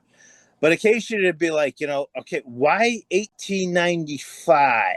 Why 1840? Where did they draw these years from to travel back and forth from? Was somebody looking at like, okay, if you know, because it always bothers me when, for whatever reason, it's like it's exactly 100 years prior to when we left. Well, I the funny fact thing that when you talk about continuity is the 1840 storyline, you have Edith Collins. And in 1897, you have Edith Collins, and they're supposed to be the same Edith Collins. But Edith Collins is killed in 1840. So she can't possibly be grandmama in 1897 unless, you know, they screwed up the time. You know? well, the easy answer to any screw up in the time is that the timeline was changed for somebody's visit to the past. Mm-hmm. So that's That's the, there. the, the easier ways to explain it. But I was always kind of wondering, it's like, you know, why that specific time period? Mm-hmm. You know, was there's some significance to it, or did just somebody say, well, what about 1897? Works for me. We'll do 1897. Well, I mean, 1897, if you think about it, it may have been because you have Dracula being written around that time. Around that time, there was a lot of interest in Egyptology, and Quentin had been in Egypt. And so you had Laura the Phoenix with the god Ra and all of that going on. And, you know, as a period drama, I think that they could probably do more, certainly with spiritualism in 1897 than they could with, say, 1795. Because, I mean, in 1897, you know, there was a lot more of the spiritualist movement going on. And, you know, seances, I think, would have been a lot more prevalent. And, you know, you could get away with a lot more supernatural things than you could in 1795 because somebody would be running around screaming witch all the time. Well, and that's another interesting aspect of the show is like anytime Barnabas traveled back in time and somebody threatened to expose him as a vampire, that was a serious threat. But when you're in the 1960s and 70s and somebody says to Barnabas, well, I'm going to tell the authorities you're a vampire, his response should have been, good luck with that. You're right. See how that works out for you. Yeah. See you at, I'll just have Julia Hoffman confine you to the asylum there. And when they ask, well, why did you put him in the asylum? Go talk to him. Ask him what he thinks Barnabas is. Barnabas is a vampire. Oh, okay. I understand why you're in the asylum now. Case closed. But there were people who did, you know, believe it. I mean, look how easily, you know, Julia really believed it, and she saw the proof with her own eyes in her mirror. And so, I mean, it wouldn't have been too hard, I think, for people to actually go, wait a minute, that sounds crazy, but let me take a second look at the evidence here. Yeah, but well, Julia was close, but Julia was close enough and already had an inkling. If I just randomly tell you, "Hey, my brother's a vampire," you're gonna be like, "Oh, that tracks," or you're gonna think I'm a little crazy. Yeah. Well, you know, I'd probably believe it. I know the show had a Bible, but I have to imagine that was written when the show was presumed to be Vicky's show, and there would be some resolution to that whatsoever. I imagine it might get thrown out pretty quickly, right? When they decided, screw it, it's about a vampire, I'm going to do all this gothic horror stuff. because somewhere shortly before the Laura storyline, I think, is where we lose kind of any of that because they, Right. kind of totally different direction. And the whole thing with like the ghost of Josette, and Matthew Morgan, and like that wasn't in the series Bible. So I mean, that all that really came about was trying to boost ratings and how can we save this show? And then they just kind of went further and further and further until finally their last ditch effort was, okay, you know what? Let's throw in a vampire and see what Right. it does. And it Well, saved the show from cancellation. Yeah. and And if Laura gets two fantastic appearances too. Like her first appearance to me really kicks the show into high gear just before Barnabas shows up, and then you get to see her again and again. What to me is the best storyline. It's like the Avengers of storylines. You get everybody, including Laura, coming back. I, If that I that storyline just keeps giving and giving. I preferred Laura in 1897 because there was a lot more kind of mythology and backstory to her character. Yes. She was a lot Well, more well-rounded. When she well, first, because we don't know what the hell a phoenix is. We don't really know where she came from. How do you explain that body in the apartment? We don't know. and yeah, what I love about her showing up too is that just in case you thought Quentin was already a jerk, here, let me add this little tidbit into that. I love that. Guess what? He sold you out to the priest to turn you into a phoenix, as if that wasn't bad enough. All the while, so he could leave his wife to go insane. That Quentin, man. Woo. OG Quentin was something else. Very quickly forgotten by people who really love Quentin, and rightfully so. well, Very quickly forgotten. was that the same Quentin or was that a different Quentin? Because aren't there three As different? far as I'm concerned, it's the Quentin. It's the first one we see, and it's the canonical Quentin, in my opinion. Because the Quentin of 1840 was his granduncle. So that's a different Quentin. The Quentin of 1897 is the OG Quentin who started off as a total scoundrel and then Right, right. The real Quentin is the jerk Quentin, as far as I know. Mhm. The silent ghost kid tricking and then later tricking into like performing dark rituals with his evil lawyer friend. Yeah. Yeah, he was something else. And just when you thought you had figured it all out, it's like, oh no, he even turned her into a phoenix as well. Cool. Good job, Quentin. You are quite the guy. Mhm. Yeah, he's definitely one of my favorite characters, because I Nobody rules. Yeah. showed He's up. also Lilacs. I will never get over Lilacs. Every single time he says it, I just giggle just a little bit. That and Gazebo. I'll never get over Gazebo and Lilacs. Those are my two favorite dark shadows of them. Sabo. Yeah. And then anytime Gazebo. they have a scene by the fountain that they decided they needed to have a fountain in the show, Oh my God, the loudest fountain in history. Yes. sometimes it's like, I can't hear what they're saying. Can we turn the fountain down a little bit? Mhm. And they keep going back to it. It's like, did you not hear any of the scenes next to this fountain? You can't hear a word anyone's saying. We paid Everybody needs to go to the fountain. bathroom constantly. Yeah, they loved that fountain. Well, I guess they got their money's worth out of it. It's like, Well, well, if that you put into the sure Oh, same. for sure. what to do with it. They were obsessed with like, hey, we have another scene, we're using it. I don't care how loud it is. I don't care if you can hear the actors or not. Check out this fountain. Yeah. Now, what are you guys' favorite scenes of the show? I mean,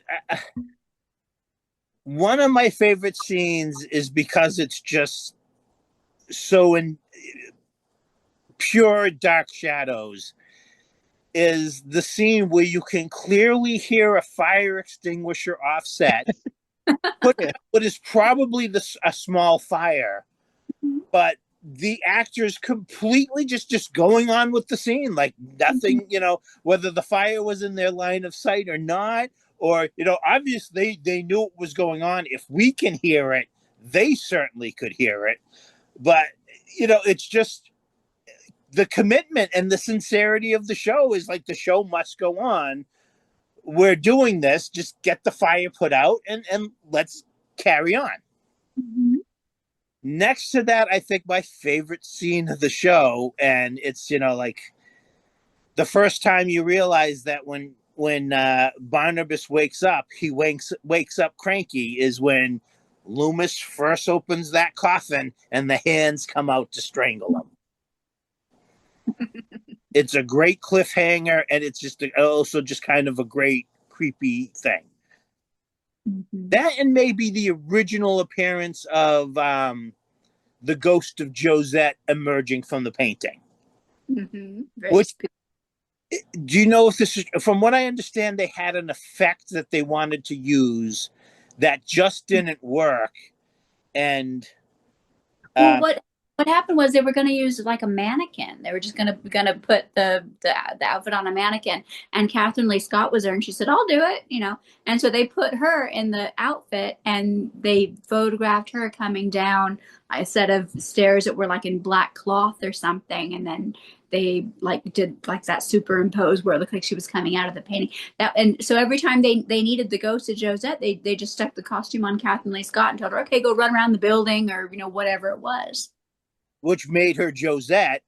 And the uncanny valley of that effect actually makes it so much creepier than they could possibly do today, where it would look more realistic, but then take away the unreality of it. Mm-hmm. Her coming out of that painting is so unreal. There's a TV movie, it's available through, or at least it was, called The Ghost of Sierra Cobra, where the ghost effects are very, very janky, but it actually works in the favor. It actually makes it creepier, more unsettling, and more scary than if they had done, maybe a more solid, ghost effect. Mm-hmm. Yeah, it works really, really well, especially when up until that time, they were still trying to be a little coy about whether anything supernatural was going on in the show. Mm-hmm. Other than the crying widows and that shadow Vicky sees in one of the early episodes that, also doesn't, like, the crying widows never really goes anywhere. That ghost never really goes anywhere. Josette coming out of that painting is the only one that kind of adds to the show and stays with it. But it really is the first, like, yeah, this is where we're going to be taking the show, ladies and gentlemen.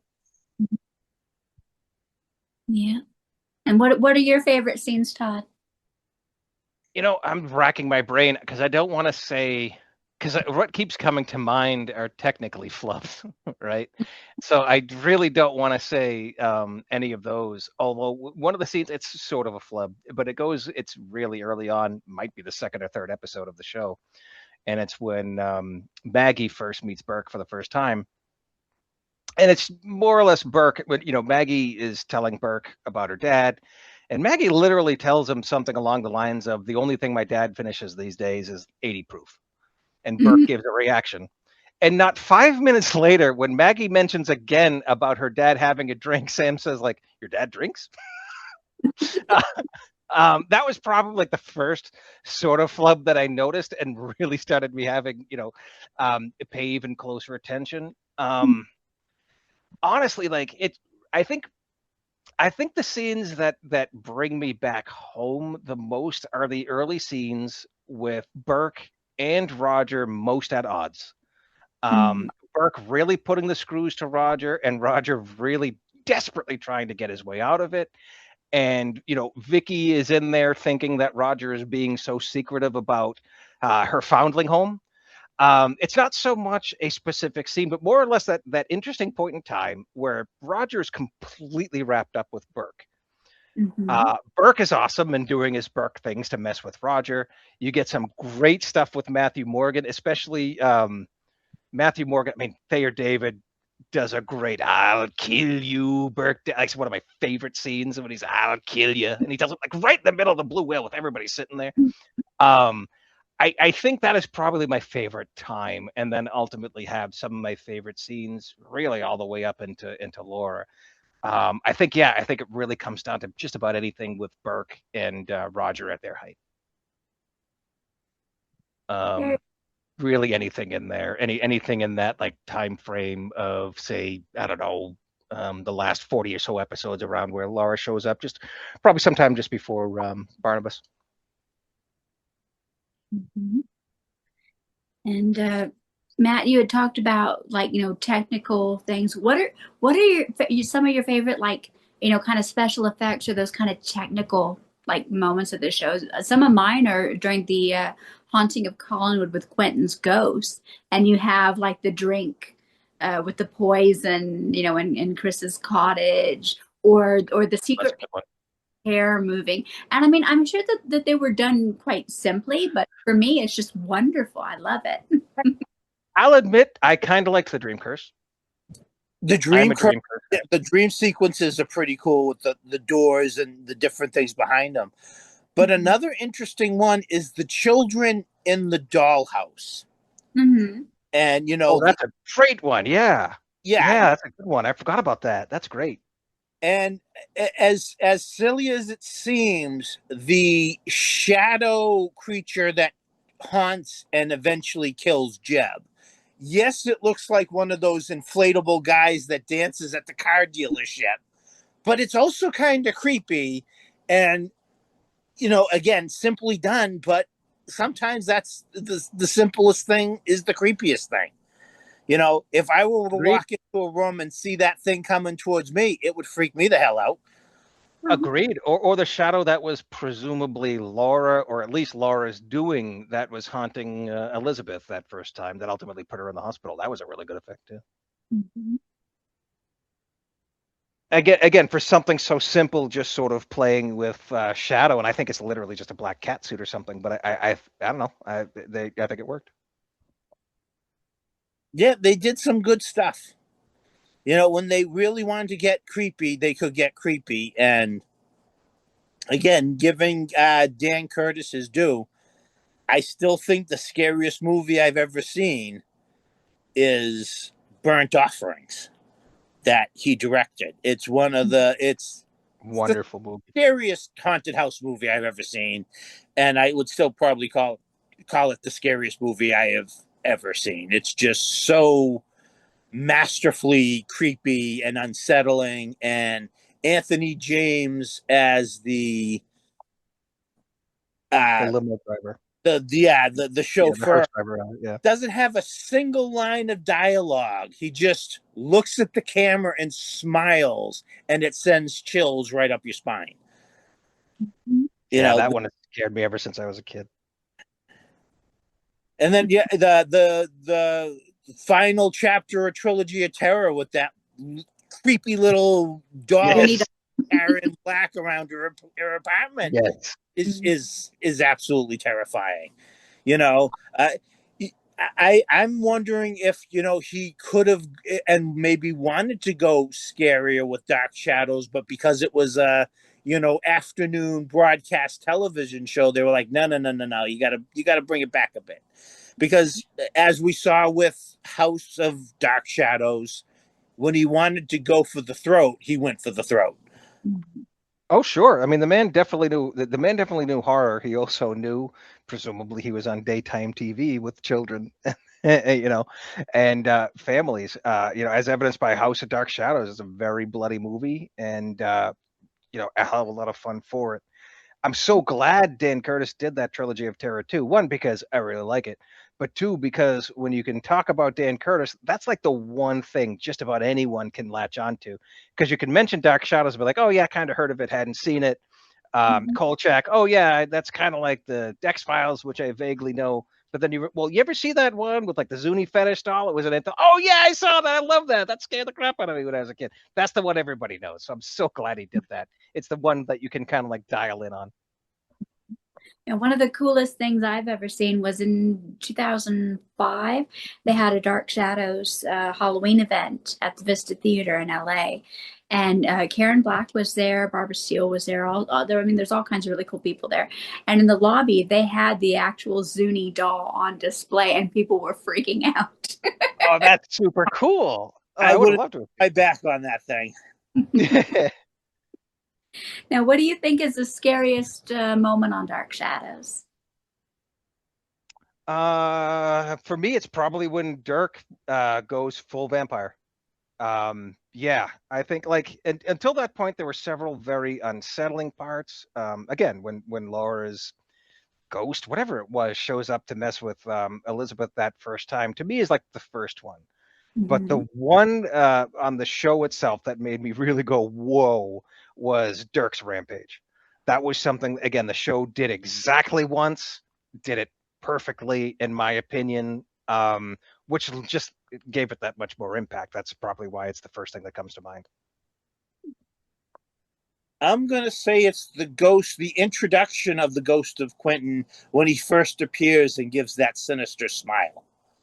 Mm-hmm. That's a good Something one. bad's happening. Mm-hmm.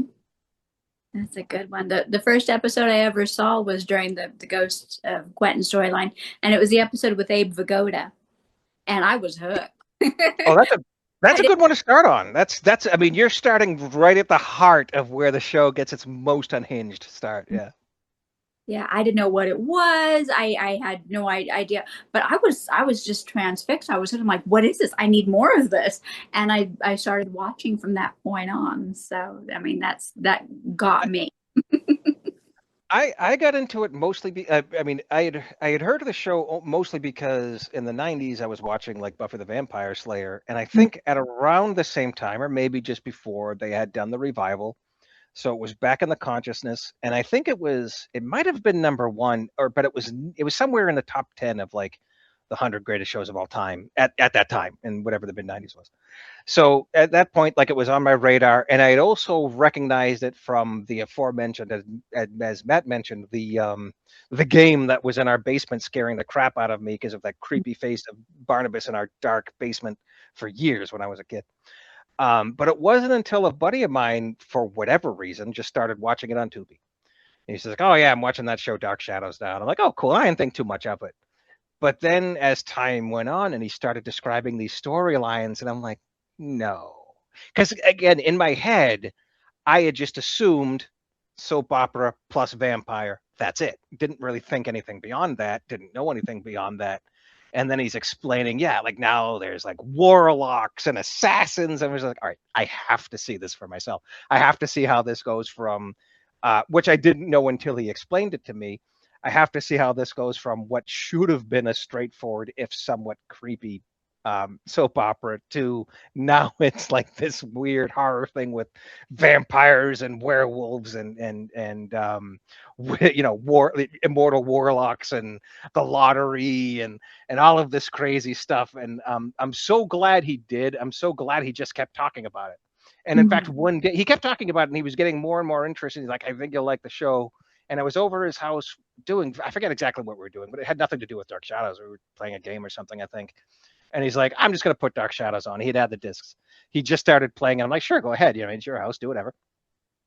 And I didn't realize I was already hooked until I was like, "All right, well, let's watch the next one." And next thing I know, I'm like 40, 50, 60 episodes in. And it's like, I'm hooked. I'm going to finish watching this. It's great. Because it's like, it can only really get better from here. Like, if I'm already enjoying what this is, which a different version of Todd not long ago would have said, "This is dull," but I'm already in. Let's see where this goes. And I'm so glad I did, because heck, not 4 months later, barely 4 months later, Matt and I are watching it again, because I'm like, "Matt, I know you tried to watch it. I know you were kind of interested. I want to watch it again. Let's do it now." So we just started watching it again and bore whole way through. Next thing I know, in the span of less than 2 years, I've watched the show all the way through twice and thoroughly enjoyed it. Yeah, Very cool. I'm glad I didn't live in the time where I had to run home from school to watch it. Mhm. Oh, that would have been hella disappointing, because we'd have missed episodes and I would have hated myself for it. Would have taken forever to see them too. I mean, thankfully, it's incredible. We have every episode.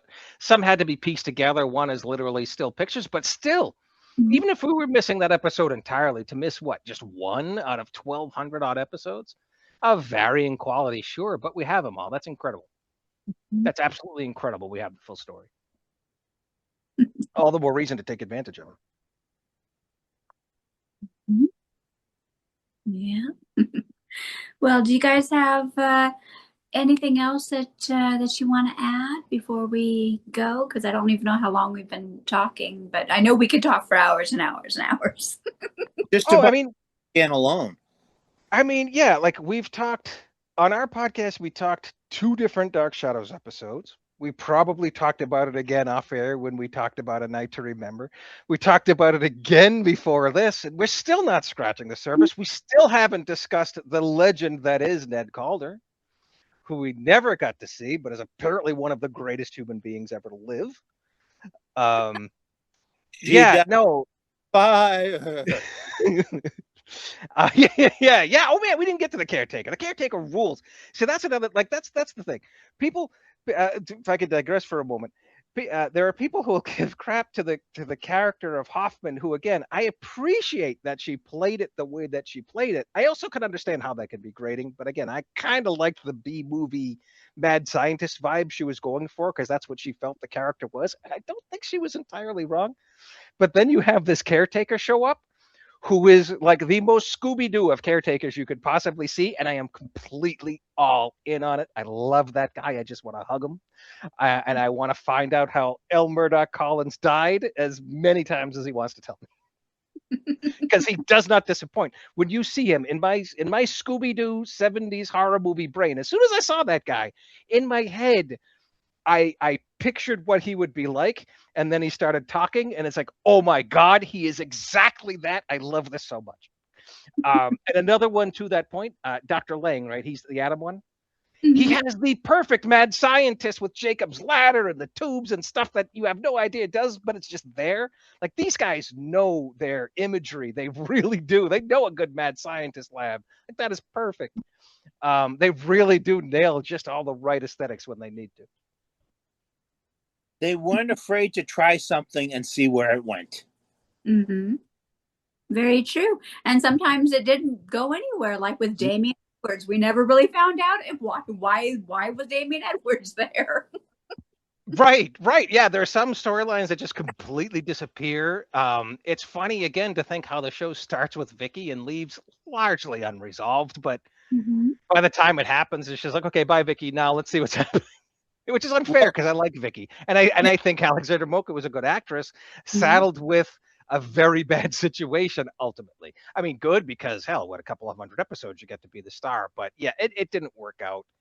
It's unfortunate. I also think it's unfair because given how where the show went, how long it went on, they could have found something for that character to do. It seemed like they refused to, and that Well, kind of bothers me for her. what they actually wanted to do, because she actually left because she had gotten married and she was pregnant, and they wanted to write it into the show. And she was like, "You are not doing Rosemary's Baby. No, we are not doing this." And that's why That she would have been awesome. Damn it, Vicky. Well, you were wrong. That would have been awesome. so that's That would why have been awesome. a stay-at-home mom, and she was quite happy to do Oh, that. I would have been all in on that storyline. That would, All right. So, I mean, Alexander, you might be wrong there. Sorry. well, it was For as always much as it matters to me now and you for that matter. it was disappointing to me that Denise Nickerson and her werewolf uh, older brother and his girl, they just disappear from the show, yeah. and Now, we what happened with get resolution And there. and, and can yeah, I say Amy was a great ad who shouldn't have been. That should have been a character no one wanted and we were just like thrown into. She was good. She was really good. I liked Amy a lot. so what happened with that is around that time that they left the show. So Don Briscoe actually, I believe he got fired. He had some issues and so he got fired. That's why, and for a couple episodes they had that Larry Chase character because it was during the 1970 parallel time storyline that this. Okay. I didn't know he got fired from the show. Like I know he stopped doing the show because of reasons that's just as fine not to get into anyway, but I didn't realize he was ultimately fired. I thought he just left because of Yeah, things but got then Denise Nickerson, she actually left because she was filming Willy Wonka in Europe, and that's good a why. reason as any. Yeah, so Good a she, reason as any. Because I thought she was actually really good at the show. I really thought when her character was introduced, it was going to be like an Oliver in the Brady Bunch kind of situation. But she was great. Funny She you fit bring up into it great. Brady Bunch because when I think of Denise Nickerson, I always think of her very small role in the Brady Bunch. mhm. Yeah, she did quite a few things actually. She was a pretty good actress that did quite a few different things. But the two things people remember her for are Dark Shadows and Willy Wonka, and I actually met her several years ago, and she passed away a few years ago. Yeah, just this last year or two, right? Uh, Yeah. Several years ago, but she was really cool. She was really fun, and I got to hang out with her, and I'm so glad I got to, just because I mean she was a really neat lady. She was, yeah, she was a surprise. She, like, it was weird to add a character that late, especially a young character like that. Like that can go lots of different ways, and usually not great that late into a show, but she fit in perfectly. And I thought was exactly the kind of character David needed if they wanted to give David more things to do.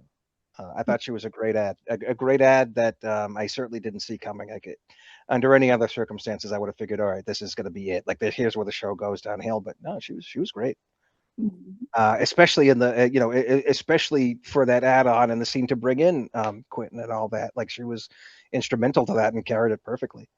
Mhm. Yeah. Yeah, I just love the show. Like I said in your thing, one of the things that Dark Shadows ultimately means to me is to take more chances. Mhm. Um, because it's a show that I really didn't expect to like as much as I liked. I thought at most I would find something ironic to make fun of, really, being how old, and I figured I would just find it quaint. And at times, let's be honest, I did. And at times, let's be honest, I did laugh. But the lion's share of it, I actually did thoroughly enjoy everything they were trying to do for what it was. Couldn't be more appreciative of that, and it was a hell of a great time that I will certainly experience again at some point in the near future. For something that was built up so far in my mind in advance of when I actually got to see it, it lived up to it. Because too often, Yeah. there are things that we hear about. People always say, you got to see this movie, you got to see this show, you got to see it. And you're like, yeah, I want to. I just, either I can't find it or I don't have the time. And then when you finally see it, it's like, well, I don't know. Maybe it would have been great if it hadn't been so, built up in my head. Now it was never going to live up to that. Dark Shadows did. It's easy to see why it's got such a huge cult following, and its own expanded universe. And when you think about it, you got Star Trek, you got Star Wars, Doctor Who. That's good company to be in. You know, Mm-hmm. these dedicated fan bases, and new material is still coming out, whether it's expanded or canon. It's the fans are still there for it. The fans are still eating it up, and there are still new fans coming in. And the Dark Shadows community, which I am, again, I'm only on the periphery of. I'm a tourist to Collinsport. I've only visited a couple of times, but it's all been so very welcoming. Whereas Mm-hmm. unfortunately, it's so many other fan bases are infamous for their gatekeeping and toxicity, and then they Yes. wonder why. Oh, how come they didn't have a convention this year? Or why did this new thing fail? Well, because you chased away, half of the fan base. It's Welcome the new fans, and it will live forever. Yes, that's absolutely something the Dark Shadows fans that I've encountered by and large seem to understand. Is like, this is how you keep the show alive, is by welcoming new fans, by encouraging them to watch the show and carrying along with them, and accepting their criticisms. Because there are. It's not like you can't criticize the show. There's 1,200 odd episodes. Not every single one of them is fantastic. It's just how that goes. But yeah, like they're not gatekeepers. They're willing to hear your analysis as long as it's honest. um no one wants to hear just the show trashed, and some people are going to do that. Hey, it's not for everybody, and some really just want like to be trolls. But and that's just how that goes too. But no, if you're sincere, it's probably the most welcoming community for as long as it's been. Yes, compared to a lot of, especially the sci-fi ones, which can be very gatekeeper heavy and want to constantly check your credentials and that sort of thing. You don't get that here. You just get people who are like, oh, cool, someone else is interested in a show from over 6 decades old that I can talk about and not feel alone. And to Matt's point about it living up to the hype, yeah, like I can definitely say, like, when I was watching it, even for the first time, it's like I could just feel, oh, I can understand why this was so huge and so important, and so different for its time. You could really feel it. That's pretty impressive, because like a lot of times, things that may have seemed so impressive that long ago, yeah, maybe they just don't hold up because something else has, objectively surpassed it. Dark Shadows is still fairly unique in what it did and how it did it. And yeah, maybe it'll be surpassed. I don't know, but it's going to be awfully hard to do, especially because of how it was made. No one is going to bother to try to make the show the way the original Dark Shadows is done. That would be crazy too. So yeah, it's really great that we have this time capsule for what it is, because you're just never going to see anything like it again, no matter what it is. If you're on the fence to give it a shot, at least know this much: you're really not going to see anything else like it, and probably haven't. That's true. And on that note, I think I should we'll end this recording here. And thank you guys again, for coming on and for joining me. And I always have a great time with you guys. Well, thanks you. A lot. Appreciate it. So I will stop this here. Let me see here. There we go. And good night, Ned Calder, wherever you are. Never got to see that guy. For all the legend that was built up, we never get to see old Ned Calder. Like waiting for Guffman. Exactly. Or Godot. Godot. Styrofoam tombstones wobble in the shot. Boom, Mike shadows, lines they forgot. The Collins sport fly corpses with blinking eyes. Time traveling Afghans, the teleprompter stuck. Live on tape excitement. We can't afford to stop. Chroma key dreams, crew members in the scene. There's a fire off stage. I blew my voice out with that scream. You came in too soon. Don't pick your nose on screen. I read the wrong page. I can't remember the right name. The set's falling down. I've been upstage. Styrofoam tombstones wobble in the shot. Boom, Mike shadows, lines they forgot. The Collins sport fly corpses with blinking eyes. Time traveling Afghans, the teleprompter stuck. Live on tape excitement. We can't afford to stop.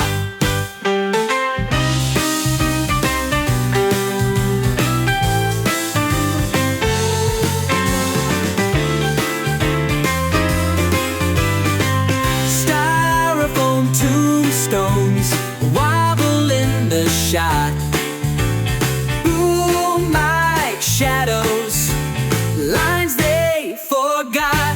The Collins sport fly corpses with blinking eyes. Time traveling Afghans, the teleprompter stuck. Live on tape excitement. We can't afford to stop.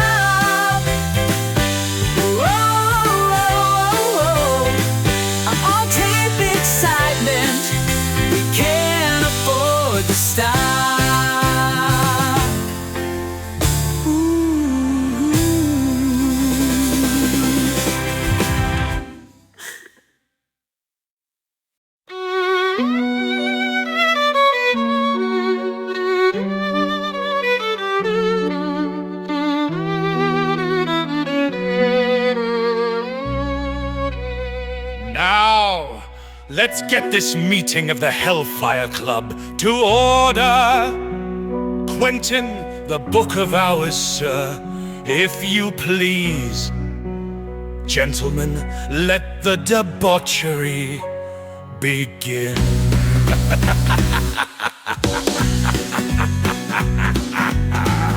Hellfire, it's better to burn.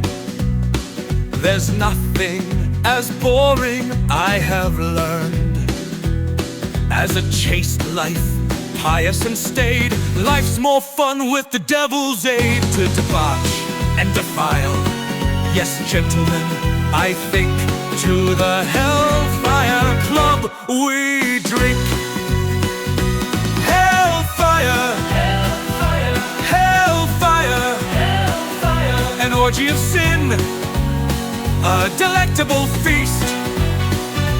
Hellfire, hellfire, hellfire, hellfire, we each have a tattoo of the mark of the beast. Hellfire, pass the cup, a little Scotch whiskey, a little virgin's blood. Call upon the viper, the raven, the goat, strip and drape velvet, hood and cloak. Yes, gentlemen, I think to the Hellfire Club we drink. Hellfire, hellfire, hellfire, hellfire, an orgy of sin, a delectable feast. Hellfire, hellfire, hellfire, hellfire, we each have a tattoo of the mark of the beast. Some mystic powder from the Orient give you powers quite imminent. An interesting stimulant and virility for hours. To our dark lord we praise, a sacrifice on display as we revel in demonic power. Hellfire, hellfire, hellfire, an orgy of sin, a delectable feast. Hellfire, hellfire, we each have a tattoo of the mark of the beast.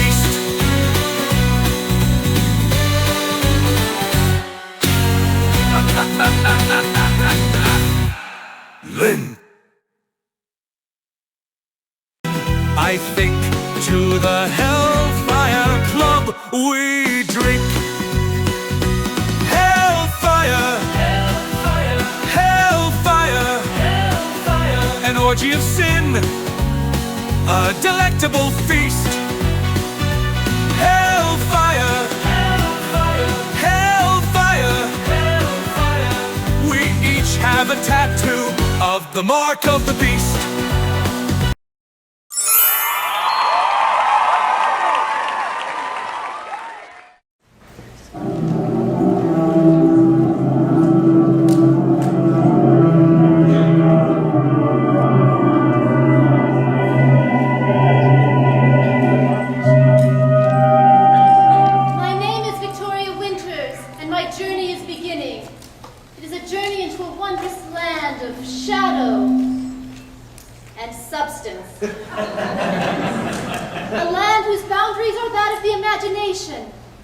That's the signpost up ahead. The next stop, Collinsport, Maine. A strange, dark house at the edge of the sea. A house called Collinwood. I have been invited here to tutor one small, lonely, and troubled little boy. But this is no ordinary child. He possesses a strange and terrifying power. He can do anything he wishes just by using his mind. The people of Collinsport have to always think happy thoughts and say happy things. Because once displeased, this child can wish them into oblivion or change them into grotesque walking horrors. You see, this is no ordinary town. This is the Shadow Zone.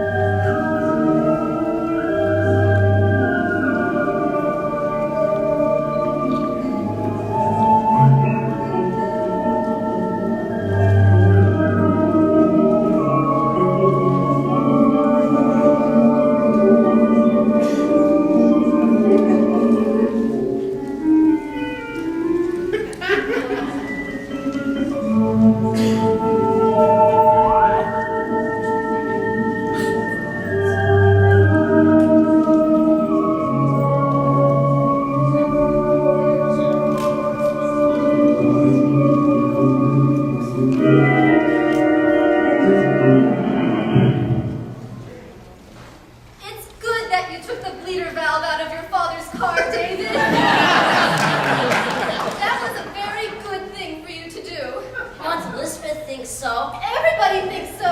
Your Aunt Elizabeth, your cousin Carolyn, the constable, me, and your father, David. Oh, he was angry at first when he thought someone had tried to kill him, but when he realized you only meant to teach him a good lesson, he was so overwhelmed. He said that no one had ever dared to threaten his life before, and he kept telling everyone that he was planning a special surprise to repay you for that. Isn't that good news, David? Perhaps I shouldn't have said anything, but I did want you to know how very pleased he is with you. I don't care. I don't want my father pleased.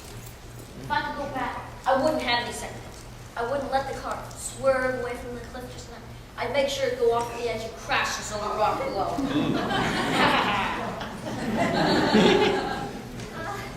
Oh, what are you working on now, David? Oh, David, what a beautiful drawing. You captured the house perfectly. What a good artist you are. You really think so? I did the best I could. It's going to be a present for Bert Devlin. Oh, yes, David, it's a wonderful drawing.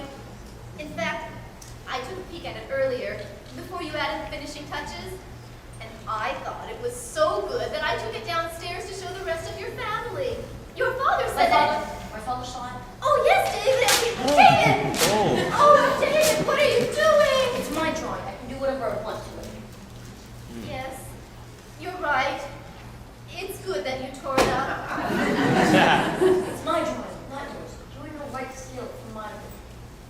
You're a thief. I don't like thieves, and I don't like you. I'm sorry, David. It was very wrong of me, and I promise I won't do it again. Not ever. You better not. You know what'll happen if you do. Why don't we begin with today's lessons? I thought we could open with some geography questions. You're so good at geography, David. Begin with today's lessons. I thought we could open with some geography questions. You're so good at geography, David. I don't want to do any work today. I want to play with the robot. This two-faced rat. Oh, that was awfully good. It was awfully good that you did that, David. It wasn't hard. I didn't have to change much. It wasn't as much fun as the time I made the vacuum cleaner come to life and chase Mrs. Johnson. One time, you turned all the customers at the Blue Whale into pink elephants to scare Sam Evans. That's fun. Except he didn't notice anything different. You know what else is fun, David? Learning. Won't it be exciting to learn something new today? I said I don't want to do any work today. I want to be alone and play. Get lost, Miss Winners. Here's a good one. What is the longest river in the United States? I don't know, and I don't care. I don't like this, Miss Winners. I want to be alone and play. That's right, David. The Mississippi River. Very good. And now, what is the largest river in the United States? It's also the name of a state. What part of go away don't you understand? Never mind. Just go away before I get really angry. You won't like me when I'm angry.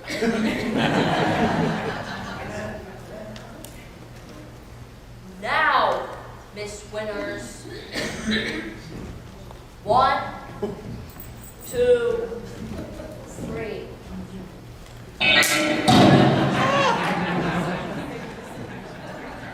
Pow pow, you're dead.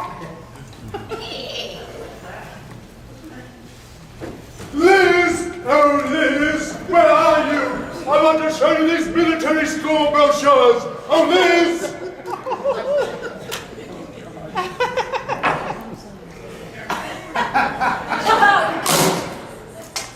You little monster! What are you doing back there? Spying on me? You want to send me away? Well, I won't let you. I'll send you away to the cornfield. rotten, despicable creature! No wonder your mother ended up in a sanitarium. I've put up with you for 10 years, but I won't stand for it any longer. I'll see to it that you never speak to me that way again. I wish you would die. Oh, and I wish someone would sneak up behind you, smack you in the head with a chair, and save us all from the misery of your presence in this house. Now, get out of here and let me relax in peace. I don't like that music. Turn it off. But this is my favorite song. I'll just play it softly. No music.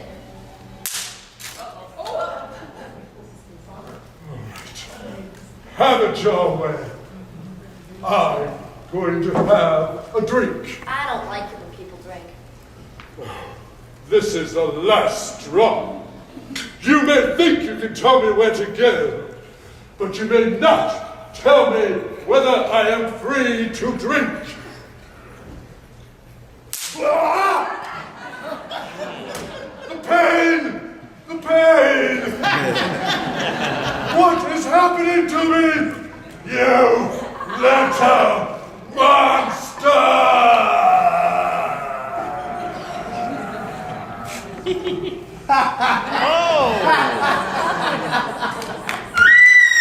What's the matter, Carolyn? Don't you like the way Father looks? Oh, David! Uncle Roger looks very good that way. It's good you did that.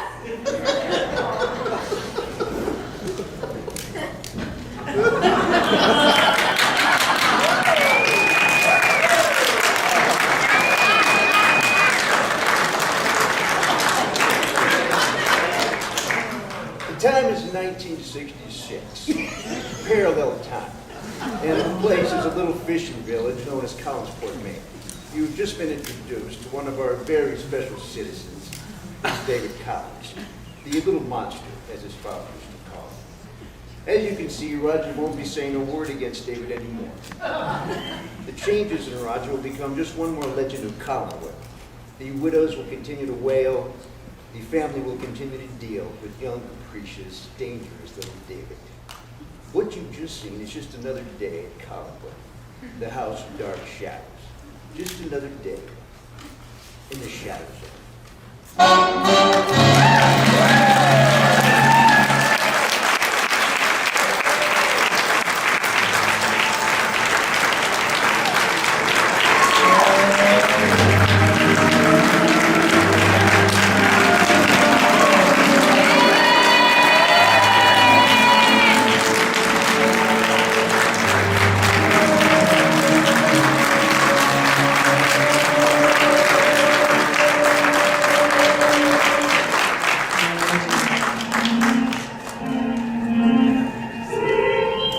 And again, I found her, Laura Brody too.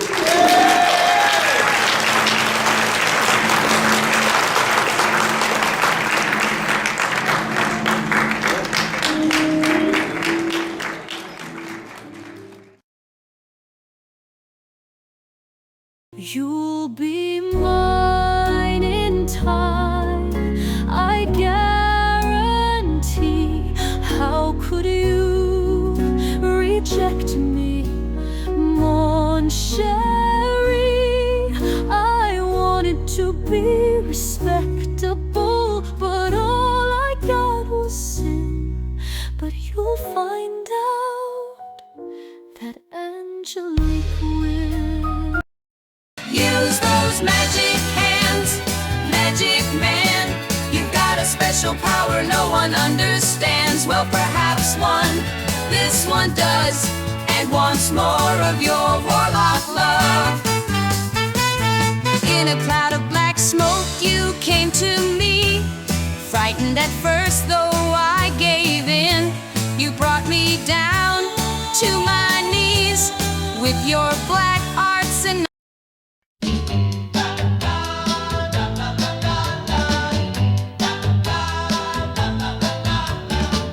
She's the blonde that's got lives in that big house on the hill. She won't admit when she's wrong. She strings them along, just looking for time to kill.